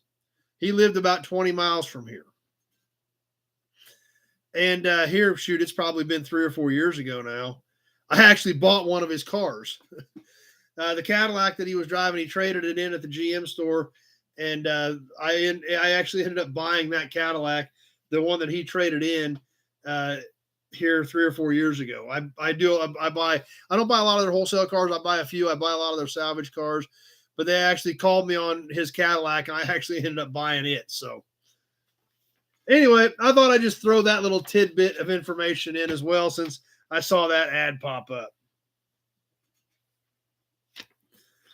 But anyway, that's kind of what I had laid out for the first half of the October 1964 issue of Motor Trend, with a cover price of 50 cents, introducing a lot of the new for 1965 cars. Obviously, there's a lot more cool new stuff coming out the next year that we're going to finish up next week in this magazine. It was a newer one. It was probably like an 05, 06, something like that, sedan. I don't even think I made copies of the title. I should. I may have. I don't even know if I made copies of the title. I don't remember. I'd have to look and see. But yeah, like I said, it's just kind of an interesting little tidbit of information that, I mean, I sold it right away. Actually, I took it down to my buddy that's got a Chevy dealer, and he put it on the lot and sold it. But kind of an interesting tidbit of info when I seen that pop up. So, but anyway, that's what we've got for the first half of the October 64 issue of Motor Trend. A lot more cool stuff in here coming for next week, both articles and ads, and we're going to have some more fun with that. So what else is coming up this week? What do we got going on for videos? I've got some more new inventory shot. What did I shoot this week that I've got ready? I did do the video on the 41 Chevy pickup in the lean-to before I pulled it out. Exactly as I found it. Weeds grown up around it, junk stacked around it. So I've got that one ready. 60 Ford pickup, F100 short bed. I did that one.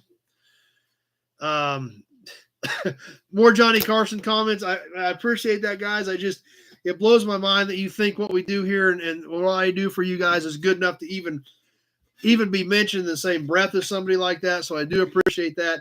It's still kind of shocking to me that you guys think that we do a good enough job here to consider even calling it like Johnny Carson, but I'm going to take that as a compliment, and I do appreciate that, guys.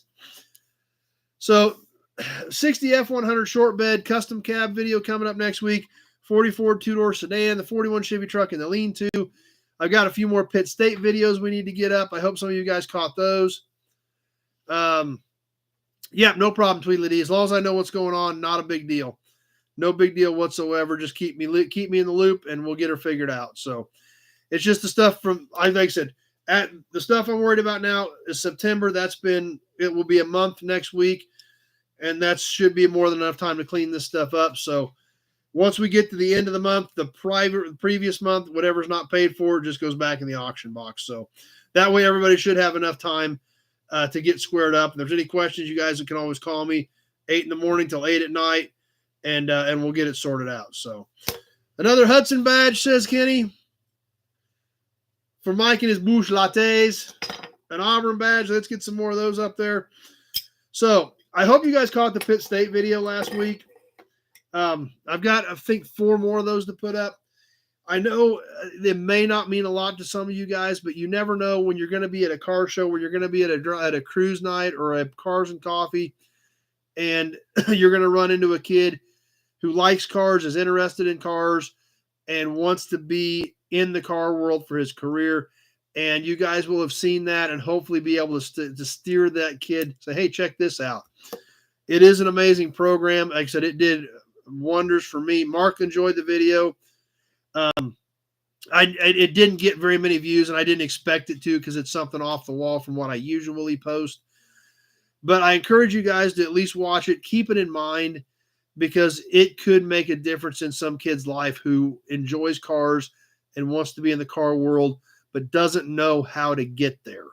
And that program will absolutely do it. So whether you want to be a tech and turn wrenches and fix cars, whether you want to be in management, whether you want to work in a big dealership, whether you want to go corporate or into the aftermarket, that program opens up all of those avenues in one shot. So even if it's not something you're interested in, at least glance at it.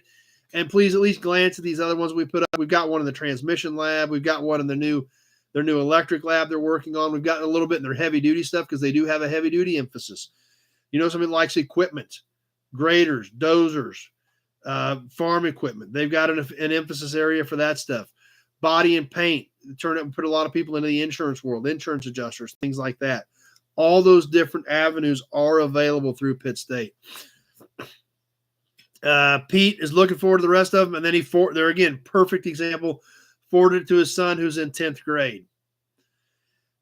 So hopefully there's some interest there. These programs are so far and few between. There's only a handful of places in the country that you can get a 4-year bachelor's degree in automotive technology and then have all these these areas of emphasis: service management, diesel and heavy, paint and body. I mean, and they've also got a 2-year program. If you know somebody that just wants to go and get a 2-year certificate to be a tech, all that is available there. It is literally one of the best kept secrets out there. That's how I got into Chrysler. That's how my buddies got into GM. My buddies got into Ford, all through that Pitt State program. It's a pretty amazing deal. So please, even if it's not something that's right up your alley, at least glance at them as I feed them out there, and share them around with your friends. Pete wants to know if they take 56-year-olds. I'm sure they would, because it could change a kid's life. We all run into kids in this hobby, and a lot of them may not know what their options are. And if their parents don't know about it, their parents may not understand that there's an amazing future in this stuff. So that information, just like any type of information and knowledge are power. And maybe we can help change some kids' lives with these videos. So please bear that in mind. Even though it's not exactly our typical type content, I still feel strongly about it. I still feel there's a ton of value there. So please take a few seconds and check those videos out as well. Plus, we'll get some of that new inventory coming up. And Tuesday night on Toy Tuesday, we'll squeeze that license plate in. And it's pretty amazing. Probably the rarest one that I own. So and I've got a lot of license plates. So we'll try to squeeze that in Tuesday night as well when we do Toy Tuesday live. And then, of course, we'll be back here 7 o'clock next Sunday night for some more Sunday Night Live chat. We're going to give away those valve covers next week. If your name is not in the big Buick oil can as of right now, be in there this week. You can still have time to send a check or money order, $1 a chance. Every dollar you send me goes in here one time. Send me $5, you're in here 5 times. $10, 10 times. For next Sunday night's drawing, we'll also announce the new raffle. And then please remember, in 2 weeks on November 5th, I will not be in town. I will not be here. And there's no way you could hear me if I did try to go live anyway. So we're just going to have to skip that one.